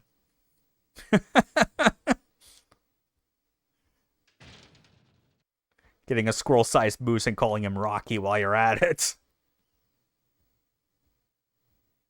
Or no, just for fun, I would just like get like a moose and a squirrel and just don't give them any other names except moose and squirrel, just so I can like do fake Russian accents and talk like Boris Badenov.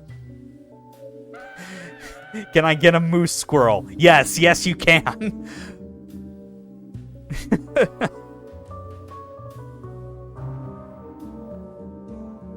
This is most strange, Zach. I thought the story was all over. But it looks like there's something else before we get to see the ending. Yep, there always is, York. Okay, first things first, however. Definitely got to explore around some, especially when there's another trading card around here that is very important to get. I think if you can find the place to go upstairs or like where there's a bedroom. I forget, hold on.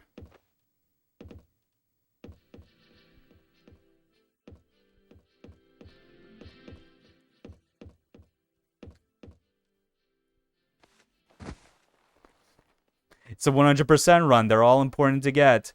That's true.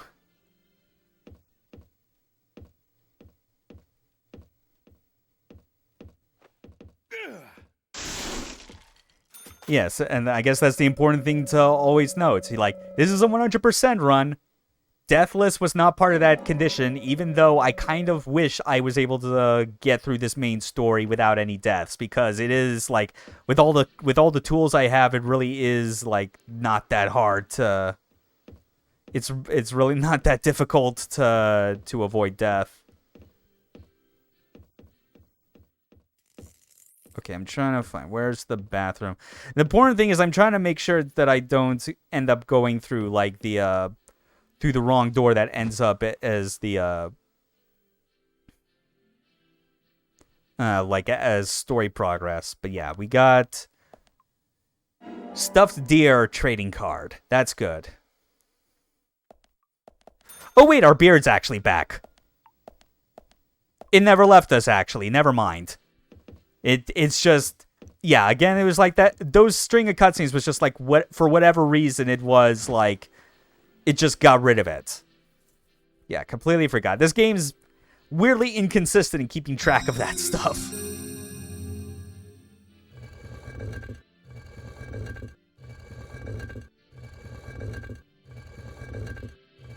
Nigh deathless. Yeah, that's a good way to put it. We'll go with that.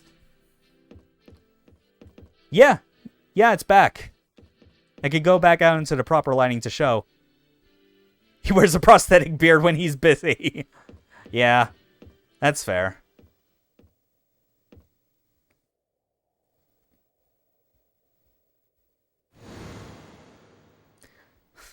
Like all men do.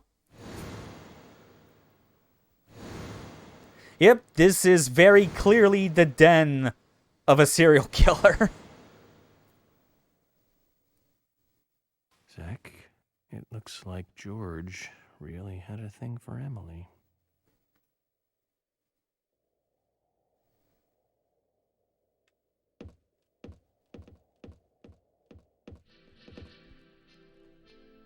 Take a peek through here. It's a very important room we need to get into.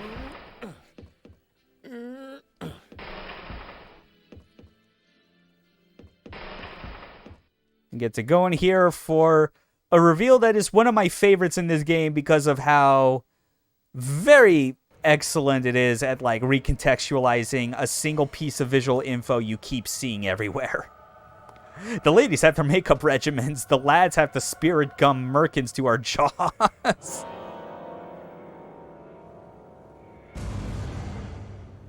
Meeting the mother is always a bad experience after killing the son.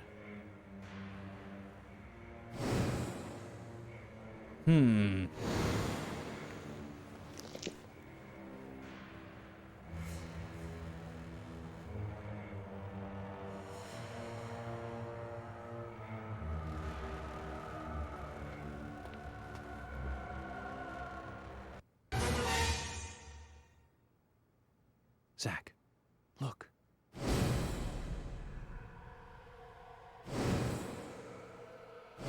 Yeah, killed a few sons, met their mothers after. That wasn't a reverse peace mark.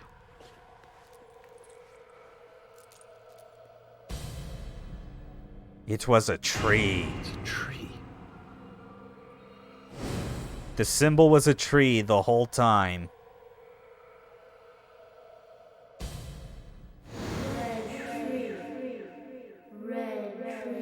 In the end, that's what it all comes back to. These red trees.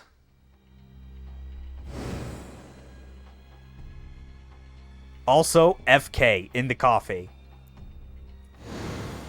All those things you would have dismissed as funny or as something else entirely. You now get that it was foreshadowing something even more sinister. He's the one.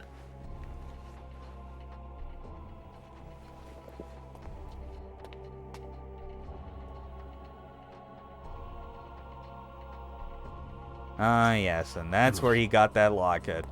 From Kaysen.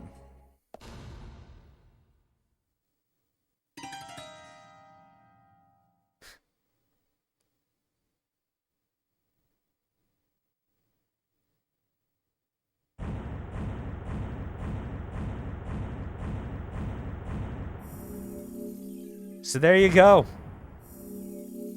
Told you there was still one more layer to this whole mystery. If only we had listened to the logging industry when they warned us, damn you trees. Yeah. If only that lumber mill hadn't gone out of business. That's where so much of the town's troubles had come from, obviously. Just the fact that that was a key industry and it just fizzled out for them for more than one reason. York striking JoJo poses on the end screen. That's true, yeah. There's a fancy pose as he's tossing away his cigarette. Previously during the investigation. Welcome to Greenvale. Zach is a stand. Oh. Francis York. That's a good way of putting it. You're out of your mind. Though I think the goddess won't you'll be smile for very you. interested to see what the real deal is with Zach. A reverse peace mark. Yosef York Star. Zach, I need you to pray with me. Pray that things have not gone too far. But first, before we get to the community center, we get another character switch, and this is kind of like, this is one of the crazier ones, actually. So, You ever thought for a moment that this game would make you play an entire section as the Raincoat Killer? JoJo Part 9 confirmed Deadly Premonition.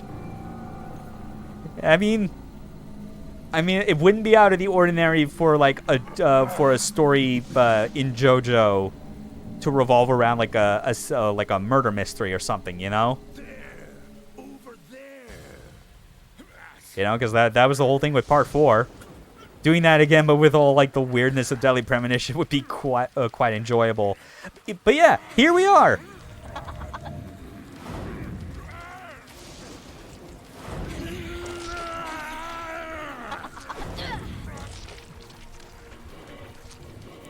Yeah, this is happening now.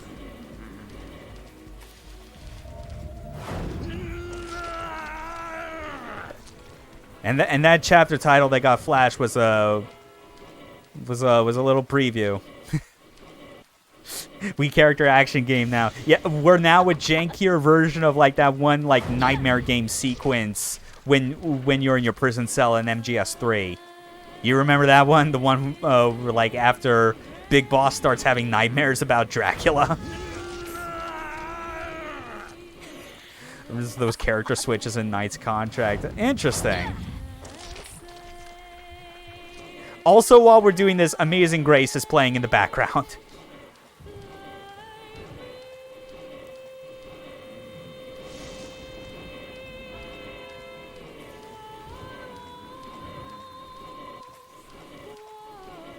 The game they should have made, you mean? Oh, yeah.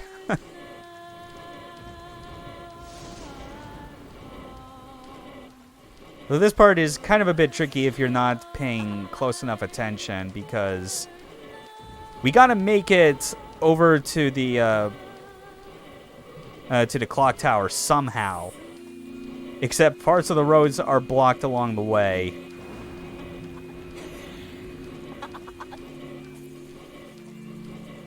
What was the popular co-op horror game with all the slasher movie villains you could be? This is that. It's like talking about like Dead by Daylight or something like that. It's one of those. Now, hopefully, I can quickly find my way back to like where the clock tower is, because I can't bring up my map for this entire section. That's the frustrating part.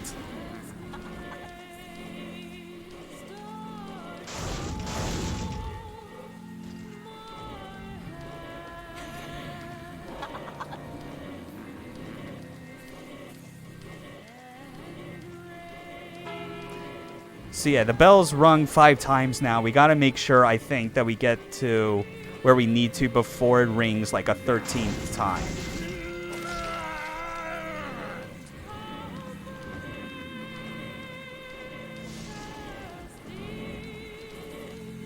Like, really gotta be like doing a big circuitous route around the town just to get there, and it's kind of hard to see.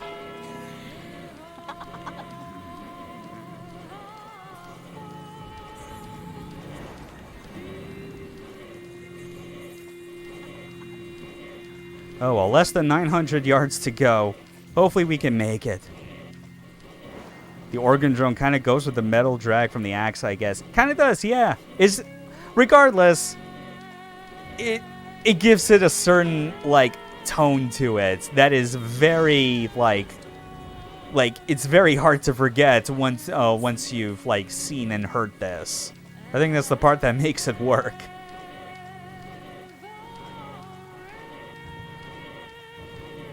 Like, I can't think of many other, like, horror-themed entertainment that has, like, an impactful moment where it's just playing...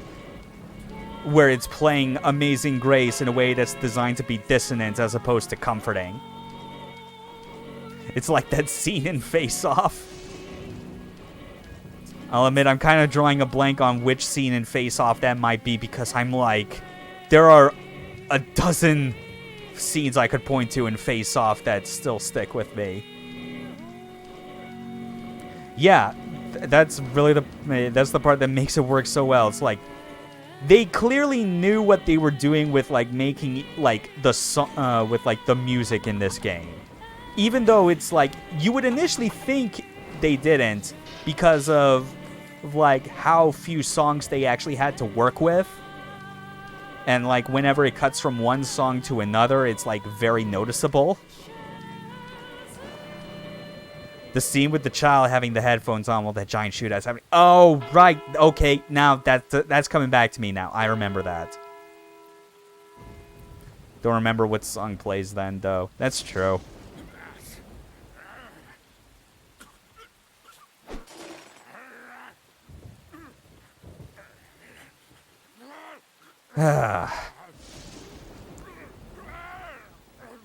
It's the opening to Guardians of the Galaxy 2. Okay. So now we got that meter going down, and if we do not get to the waypoint, we are straight up failing this section, which is very weird, if I'm being honest, because this is supposed to be a flashback for a character that has, like, no previous relation to York at all anyway. So yeah, we're just gonna keep running. We got less than 150 yards. We can make it.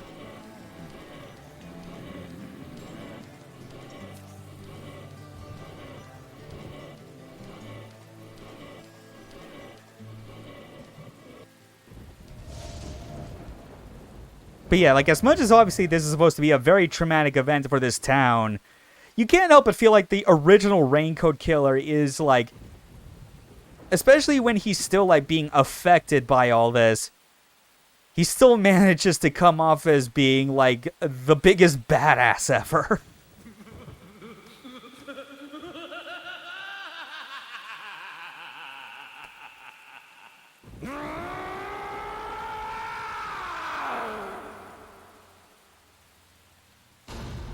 So yeah, that's where we're going. We're going back to, like, where this mess all began at the community center.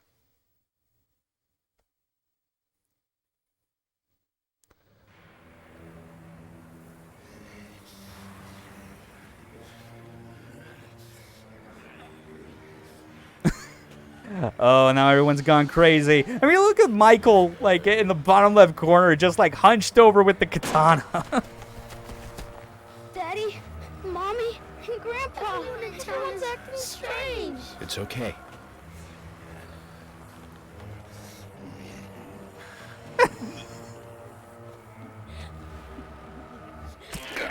Oh, and look, our beard's gone again.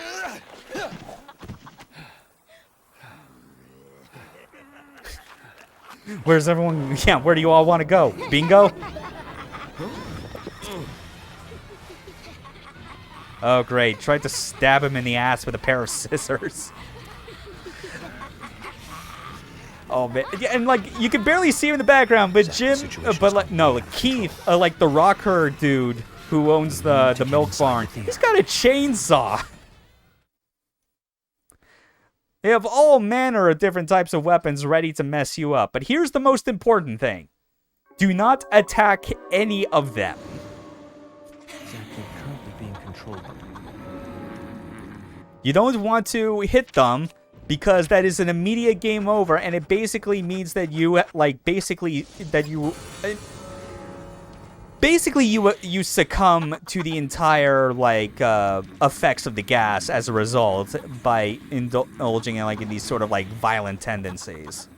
So yeah, you just run past them and go inside, because that's where this is where the real heavy shit starts. Oh, and our beard's back again for some inexplicable reason. The game is really, really inconsistent every time about just showing, like, whether York's beard is actually there or not.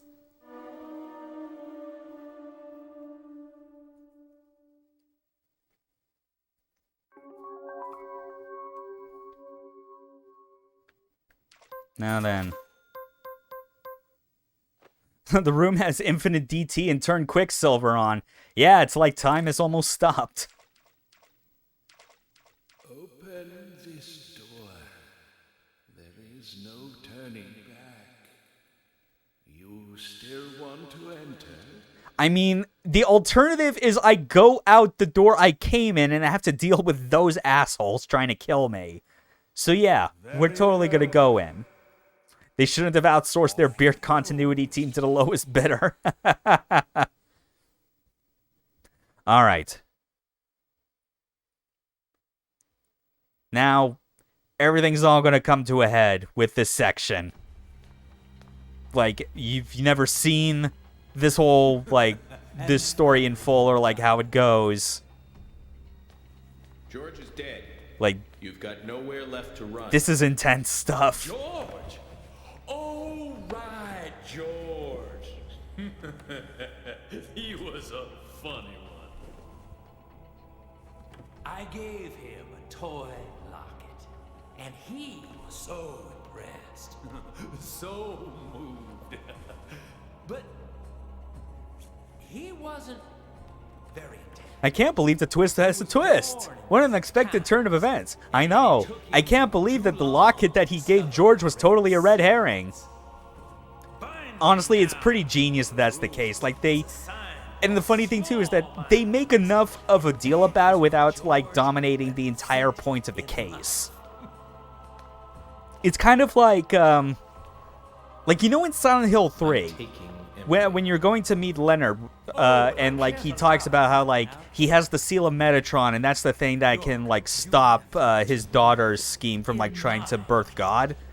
And like, it's, like, they mention it as being a big deal. Don't bring it up too much until the very end, and then the villain is like, oh, that thing, it's literally a trinket. Job over the woman that you love.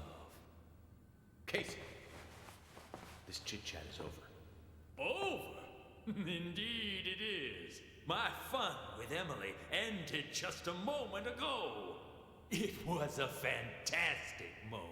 Yeah, and, Kaysen is absolute scum.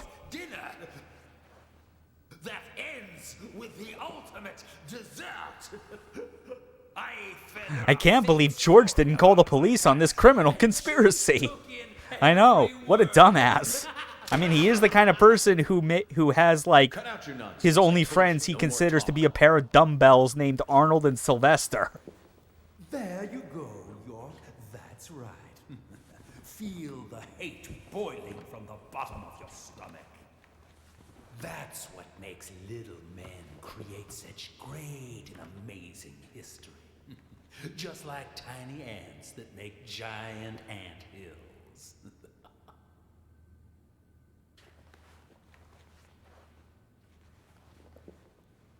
You know, I just had dessert, and yet I'm already hungry again.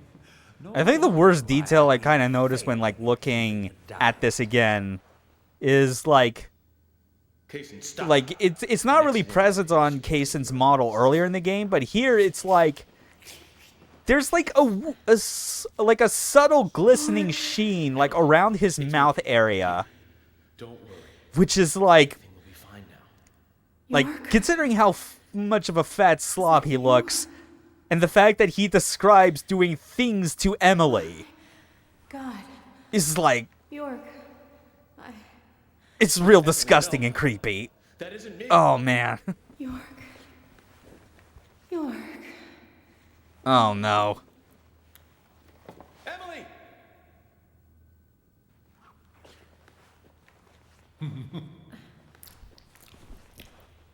Oh, yeah. It's like the glistening, like, around his mouth. The creepy tongue. This dude is not normal at all. I'm sorry. Yeah, there are quite a number of people in this game who are way too into Emily. Which honestly says a lot, I think, about, like, Anna in particular, where it's like, people talk about, oh, she was, like, the prettiest girl in town. It is such a tragedy she got murdered. Her face is hideous. Like, not in the sort of, like, unclean, like, disfigured or like other traditional ugly kind of way. No, it's just like her face is so off and just not at all fitting with like the kind of character everyone like kind of like describes her as being. Emily is more fitting of that, and she of all things just gets this. Like the worst fate. Getting these saplings to sprout requires a certain technique.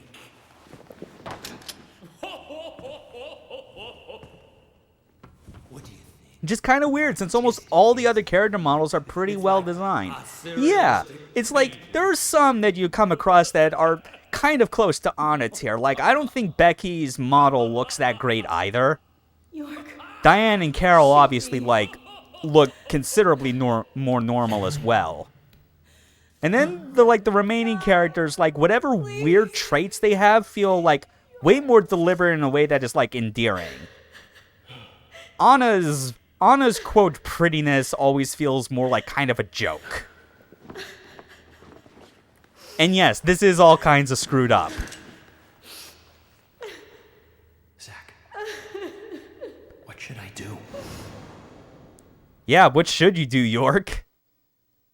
But if you don't, but like, that's not the major thing of this cutscene right now. There's yet another big bombshell that this is gonna drop for us. Yeah. Let her go! Yeah, this apparently had been happening ever since York was a child. Remove that sapling from her body, Kason. Xander, it's too late once it's like this. You know what kind of fruit that'll drop? Navel oranges. Please, darling, shoot me. I'd rather die. If you love me, let me die. Yeah, so now we got a bit more context for like what happened to York's parents. This fat fuck was causing misery for them even like for over 20 plus years.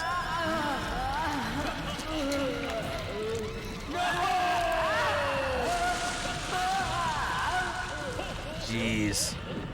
Yeah, it's like the final stage of it is the sapling growing to its to full bloom, while straight up At times we must turning the rest of the body into basically just a dried husk. even if it means losing someone that you love. Yeah, like our killer is not human. Yes. It's even more I apparent couldn't do it. when we get into the fight proper. You can. When the time comes and you have to make that decision, make the right one. Okay, Zach? Did you hear that? Zach. Zach. You were wondering where Zach came from? Morgan. Francis. Zach. Morgan. So Zach is dad? No, Zach is us. Zach. Zach is York. Morgan. I saw you, Zach.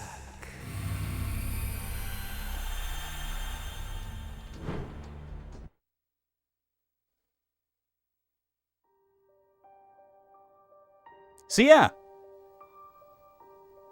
That's Zach after witnessing the murder. And notice where that blood is. That's literally over where his scar is. It's okay. I'm here.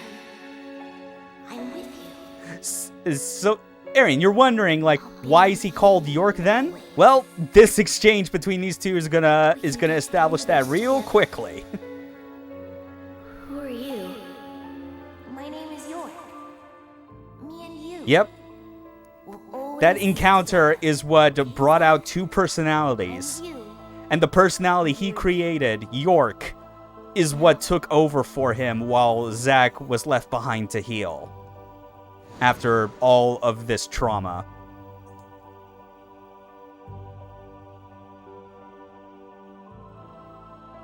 I remember.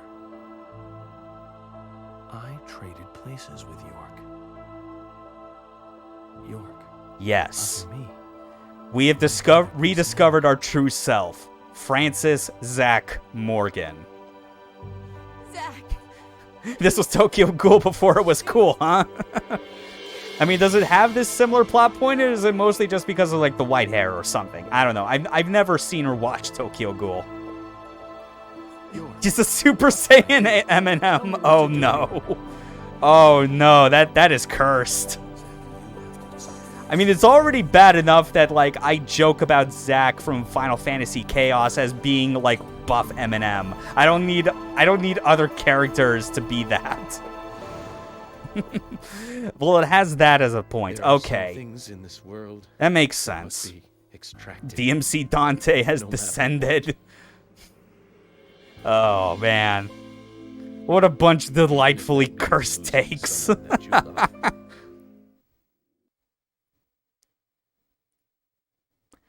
yeah. Right now, it's like Zack has white hair and heterochromia, of all things.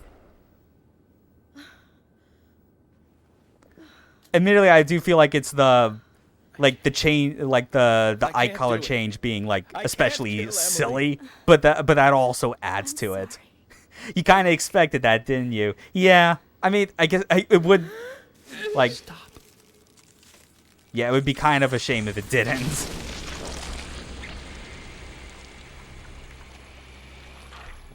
Another effective shot thanks to camera angles and lighting. Ladies and gentlemen, and now take that, trees. Grand finale. Oh my god. Freaking Kaysen yucking it up and dancing on stage. I am so ready to shoot his ass dead. Zack. So much for saving nature. Soil at all. You're beautiful. The most beautiful person I've ever seen. Thank you, Zack. I do also like that there's the sort of understated detail about this.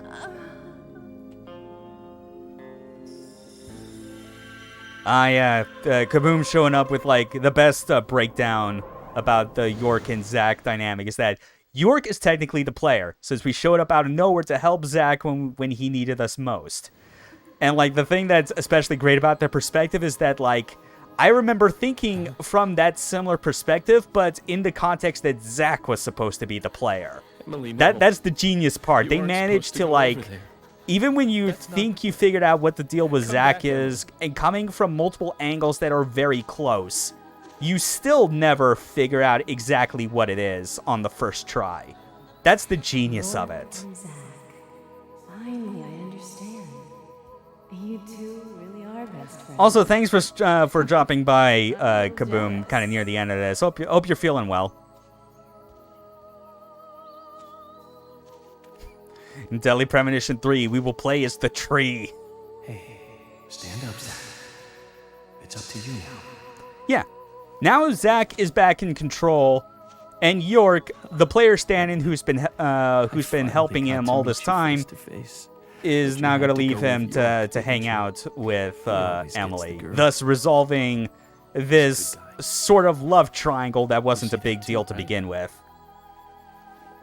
He kept talking to me and ended up pulling me back out of that room. Deadly Premonition 3 Antipocalypse. I'm sure he'll make you very happy. Yeah. And I think the other extra funny part is that, like, with Zack, yeah, he's got white hair. Yeah, he's got heterochromia. And yet, I think, like, his emotion and, like, adjustment of personality makes him more of a normal person than York is. Wait, didn't York have black hair in DP2 again? I'm pretty sure that is the case, but I think that's the sort of thing where, like, that's because it's explicitly York taking over again. Who the hell are you two? How did you get out of the Red Room?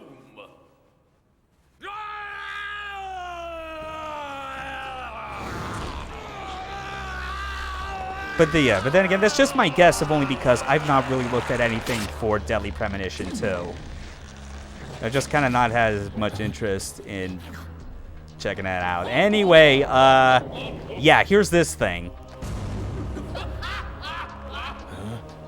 It's real disgusting.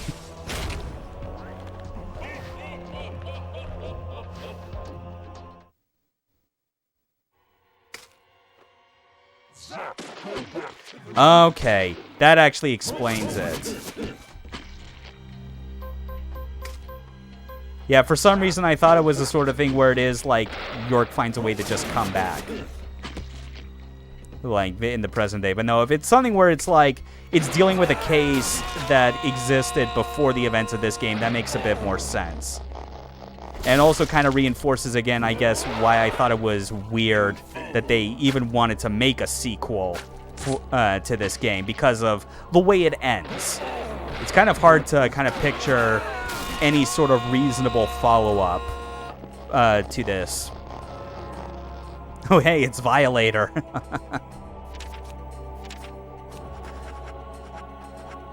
But yeah, and also, like, the best part about now that we're back as Zack, I think, is an interesting detail regarding, like, how things are done in this universe. Is that now that Zack is the dominant personality for this character again instead of York, people are not confused about the fact that they were talking to York and suddenly they're talking to someone else who looks like him. They're more like, no, oh, hey, Zack, how's it going?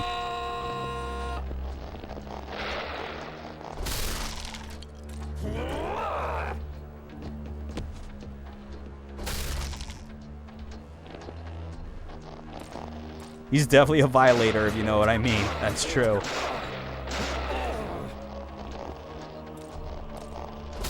Kind of wish he had a different skill set instead of just being a palette swap.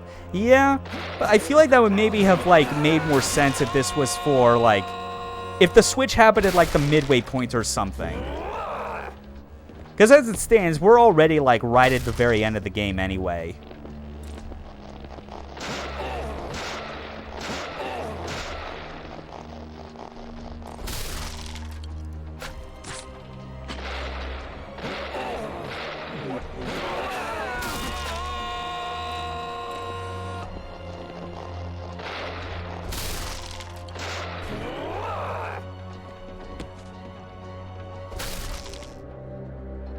Just keep shooting him like this.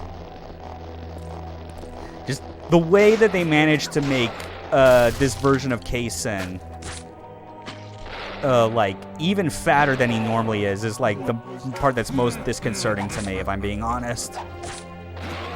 Like he is like an even fatter roly-poly dude with like lanky, stretchy arms.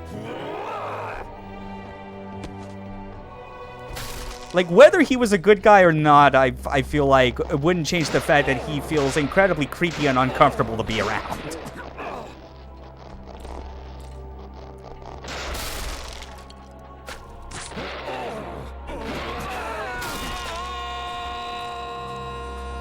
Yeah, that's pretty much it. Like, the three main boss fights of this game all happen, like, very close to each other near the end.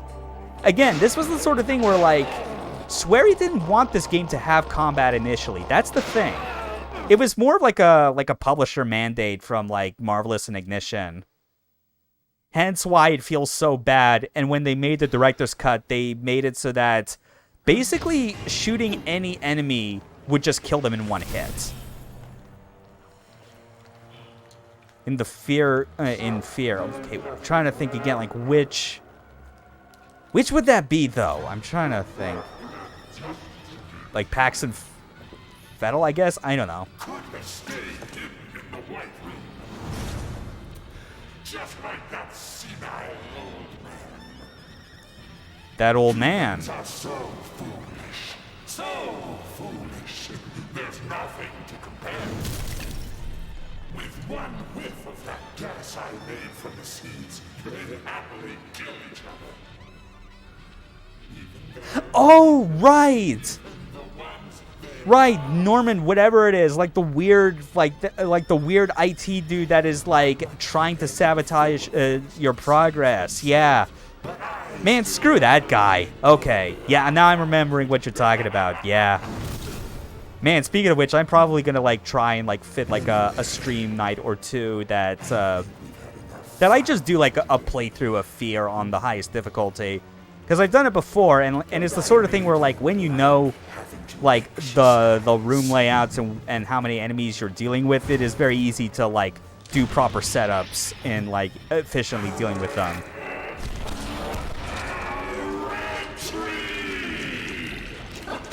But yeah.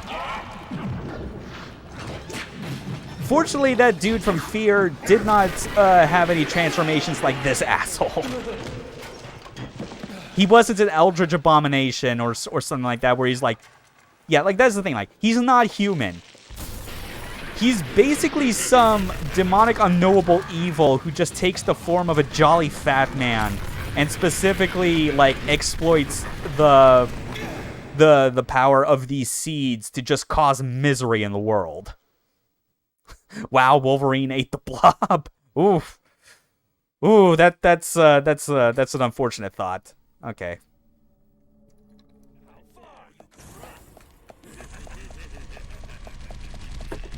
Getting a drink while also wiggling the stick. Man. Yeah, this whole section's a gimmick. Yeah, you know, describing Kaysen in the context of Pennywise, I think actually makes a whole lot more sense than I initially thought or gave credit. He really is, yeah, it's basically taking a little bit of it. Well, better than Hulk eating Wolverine. We know how that ends. Oh, we do. We absolutely do.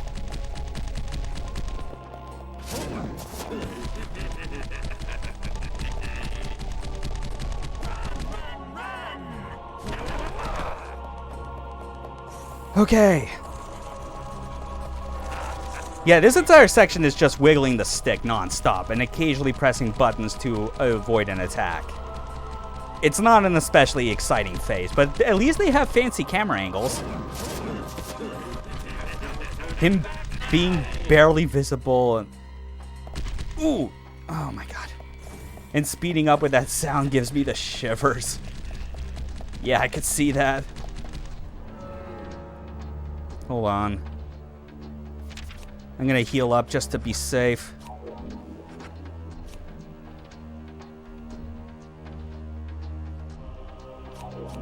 Yeah.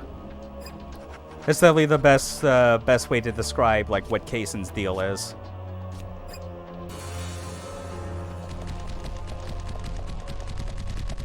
Really hoping this gets near the end soon. God, that's right. I forgot that he starts shooting 2 energy balls at once.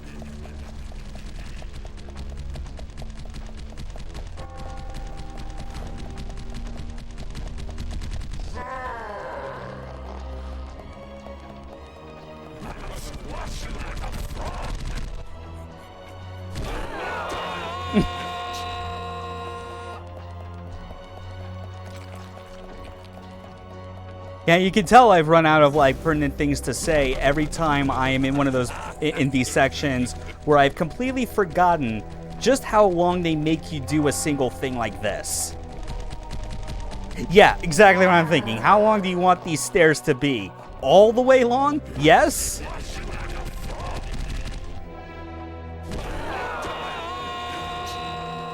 And it's like, I can only wiggle a stick as fast as I can.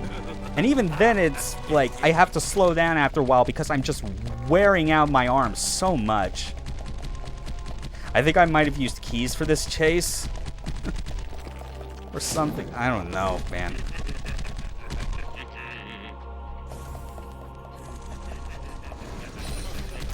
No, never mind. You just have to keep going right until the very end when you get to this cutscene.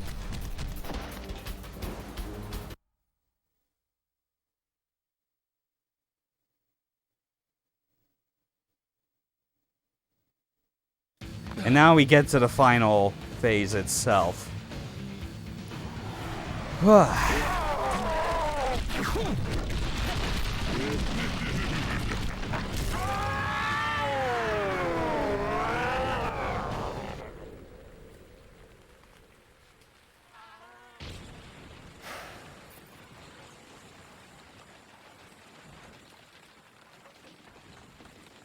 Emily, I will avenge your death.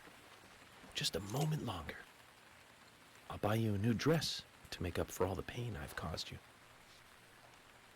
The dress you wore when you came to my hotel room didn't seem to fit you right.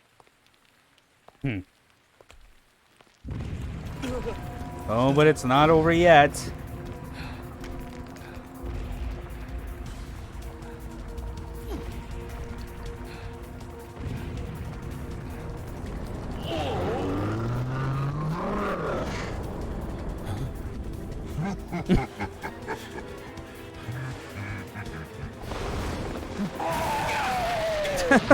Coming after her outfit's bold move. Okay. So we fought two mutant monster versions of Kaysen. Now we gotta deal with giant Kaysen. Kaysen, I've been meaning to tell you this. You're one crazy guy.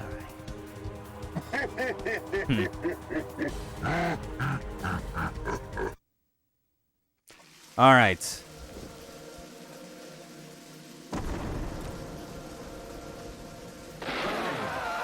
So now we got to shoot at the doll that he has.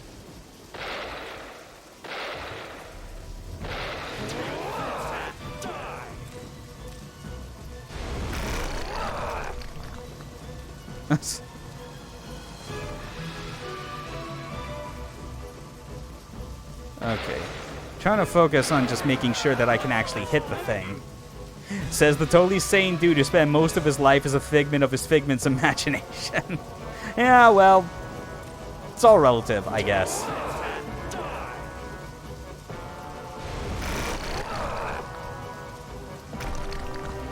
I love how cheap looking like those shockwave effects look.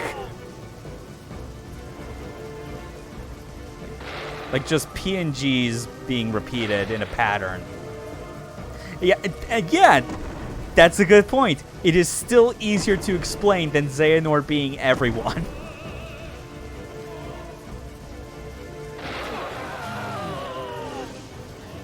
It's a lot easier to let the explanation like just sit by itself when you simply describe him as just being like an interdimensional horror that like transcends like any bounds of humanity.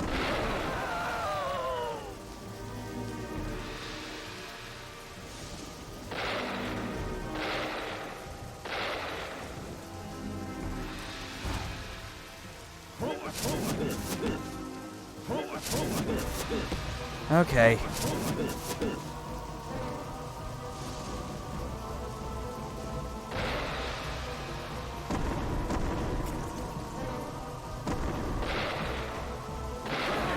There. Never, and I must stress never, attempt to make sense of Kingdom Hearts lore.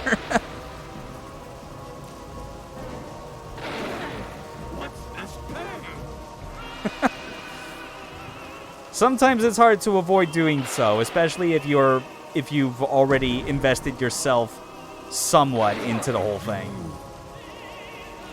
Oh god, yeah, that's right.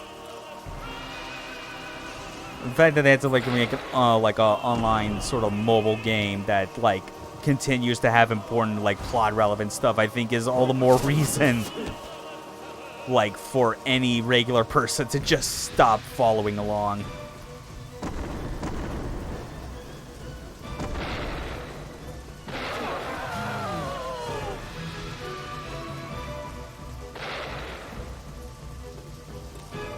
Then they turned that into a movie. I don't know. I feel like there are like so many things that they ended up turning into like movies for you to watch, like in the lead up to Kingdom Hearts 3. Even though some of those, like, even though every single one of those still wasn't as like as important as as they thought it was.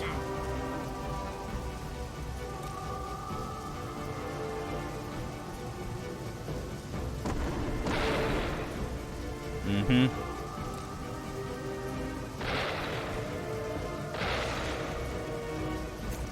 Kingdom Hearts, more than anything, I feel is just like effectively ruined like the point of spin-offs for so many people.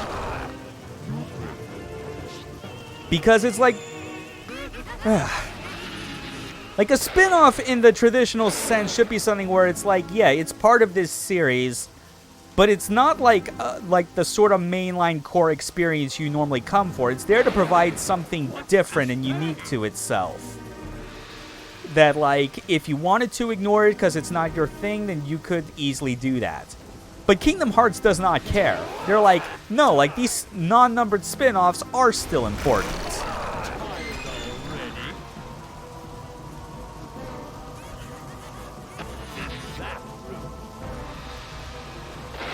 Okay.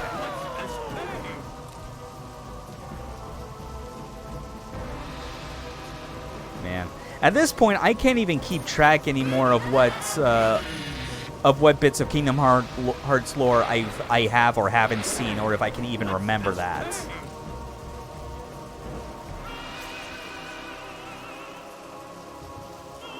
Oh, now he's putting away the doll so we can't shoot it to deal the final hit.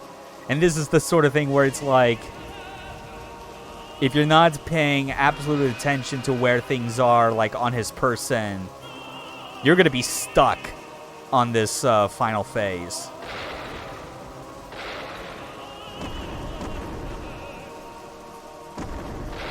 Assuming he triggers it properly.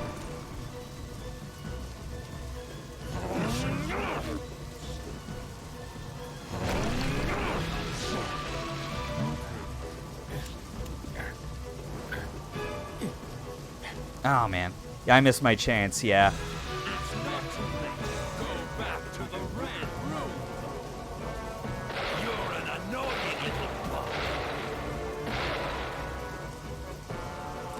Yeah, I just need him to slam his fist down again so that I can actually climb onto it.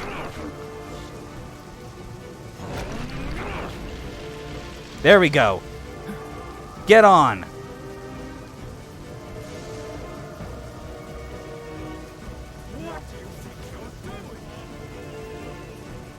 And there we go. Yeah. He hit the doll in his front pocket. But that couldn't save him. Also, that maw is very disgusting. He's the savior. The savior is coming.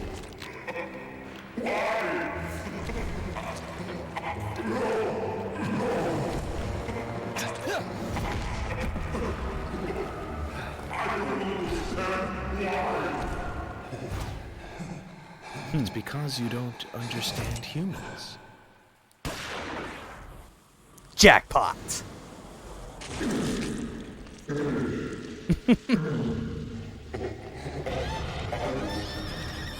Wait, no, never mind. This is a survival horror game. It should have been a rocket launcher. Finish him off for old time's sake. This shot. Game trying to be so cool in the final moments.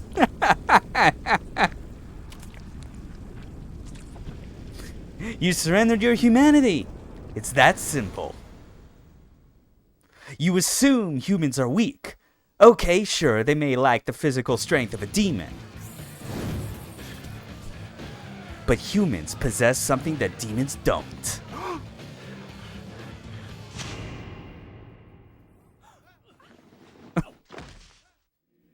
Oh hey, everyone's back to normal now, I guess. It's okay, we'll just sweep this under the rug. Anyone that actually did kill anyone under the effects of this gas, it's all cool. We can forget it. It's fine. Don't say anything. Don't you fucking say anything.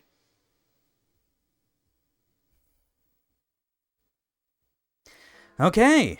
Emily, York tries not to show it, but he's pretty sure. Purge rules, we get it. Just ask him to marry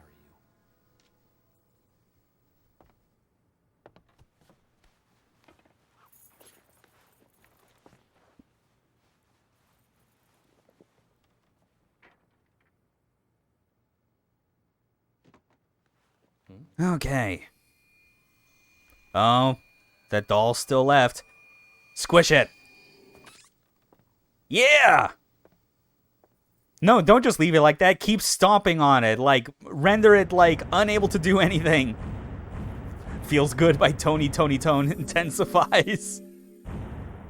Oh, man. So, yeah, we did it. We solved the case. Turns out the cause of it all was an unknowable cosmic horror abomination. Go figure. But that doesn't mean it's the end of the game yet, though. No, sir. No, no, no. We got the epilogue. Along with a few side quests and trading cards left to complete, which I'm curious to see how possible it will be to get done in like the next hour or so. Previously during the investigation, York, the other me. Because thinking about it more, it's like, yeah, this is 100% playthrough. I definitely want to like show the whole process of it on stream. No matter. York. But I do feel like if if I keep going for more of it this session, there's probably going to be very little left to complete the next time I stream. So if that's the case, I'll probably think of something as far as like, I don't know, maybe just like queuing up another game immediately afterwards that I could just go through. You two really are best friends. I'm a little jealous. I'm sure he'll make you very happy. I would have thought we would hear an ouch when he steps on it. No, knowing how, like, perverse and fucked up Kaysen is, it would probably be something like, more.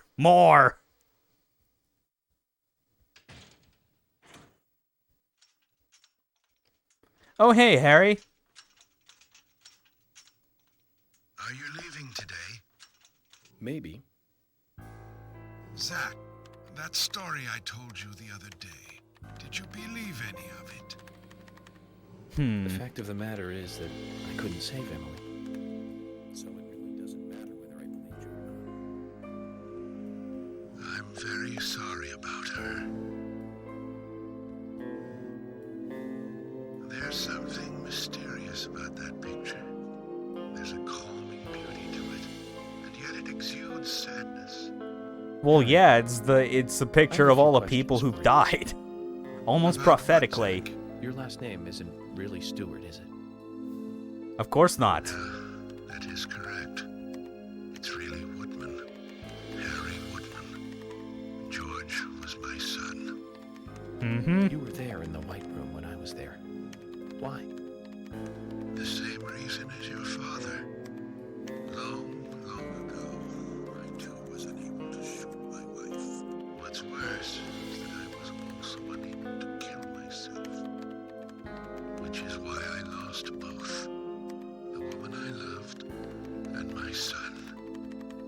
My wife suffered from a mental illness, but I still loved her. I wanted to save George too, if I could. Yeah, so the White Room, and by extension the Red Room as well, I guess, is like the, or more, maybe just the White Room specifically, is very much like that sort of metaphysical space in which, like, people who suffer, whose psyches suffer very specifically powerful trauma go there to try and, like, hide away, essentially. And then bring out, like, another personality to act in their stead.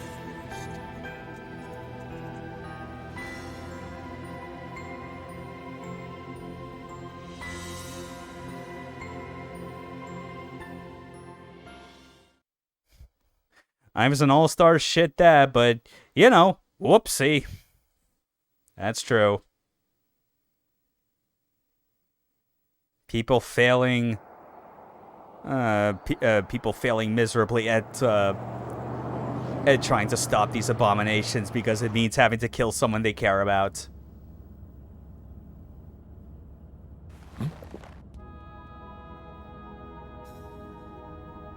Hey, Michael. Mind stopping the car for a moment? Very well, Mr. Francis Zach Morgan.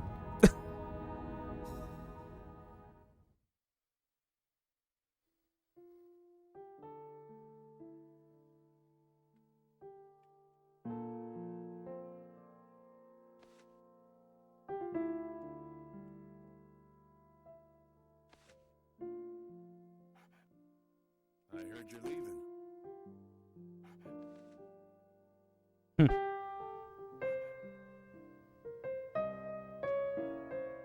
call me judgmental, but I don't feel like you should be able to to my bad 7 murders.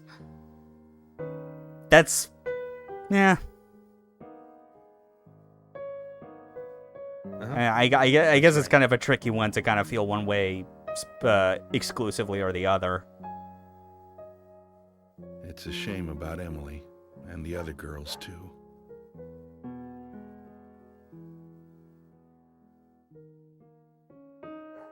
How are Isaac and Isaiah?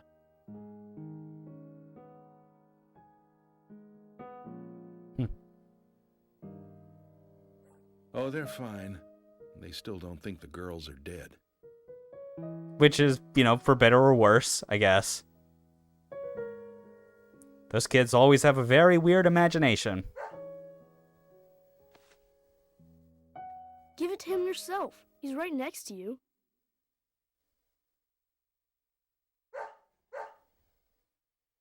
Oh, okay. I understand. We'll do it for you.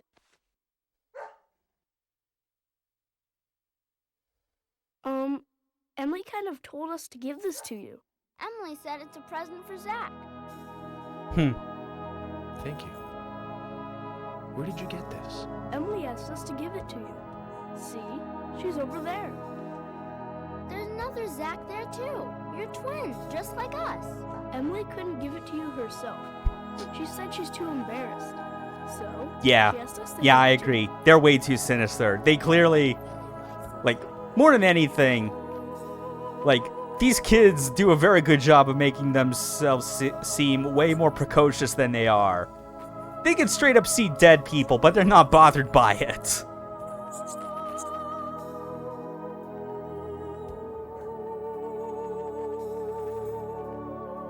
Anyways, you two.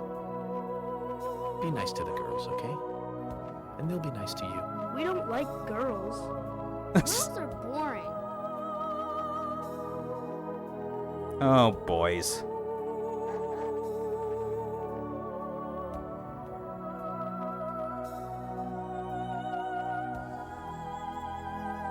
Gotta love them. Just full of energy.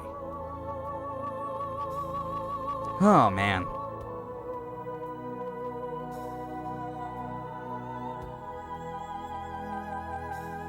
So, actually, just looking at the time that we're at now, you kind of what I'm feeling like doing. I think like once all these like cutscenes are done, I feel better about you two. I'm absolutely just gonna call it quits for the stream because looking ahead at all like the remaining side quests and like cards I need to still collect, I don't think I'm necessarily gonna be able to get all of it done like in less than an hour's time.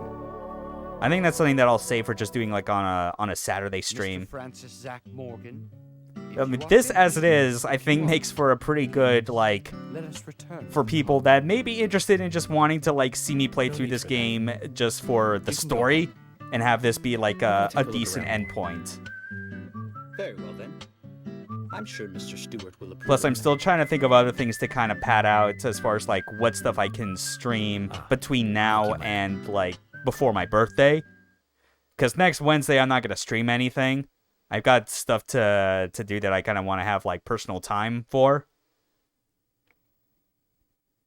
And I already know that like with the amount of content I have left to get through in this game, it's not going to last me until like Monday. So I'm thinking of other stuff to keep me busy on that front.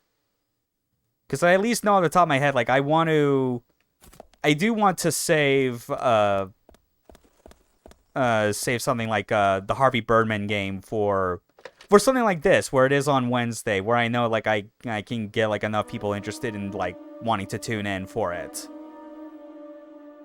Because again, like I had played through that first case a while ago just to see how it was, how good of like a Phoenix Wright clone it was, and yeah, that shit was funny, and that's something I know I absolutely want to share with everyone, even down to like keeping myself in the dark as much as possible on like what all the other cases in that game will entail. So yeah, I'll think of something until then.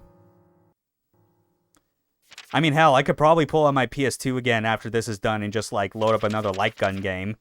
That always seems to get people interested because, I mean, again, that's what other people on Twitch can actually play those games legitimately.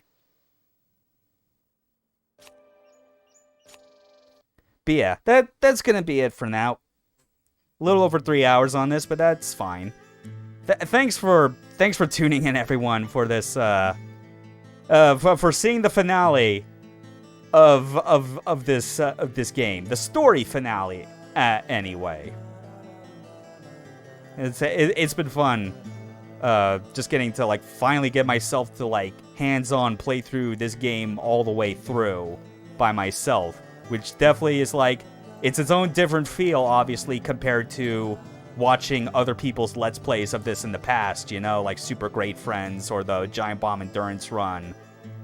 It's always worth doing a full playthrough, even if it's for a game where you know there's going to be some janky bits, you know there's going to be some unfun or boring moments, because it still provides its own unique experience in comparison to just watching other people do it. And I hope that's the same for everyone else here as well. It's like, if you haven't freaking played Deadly Premonition, chances are, even if you play through it on your own time, you're still going to come across some weird shit that maybe even I didn't catch on camera.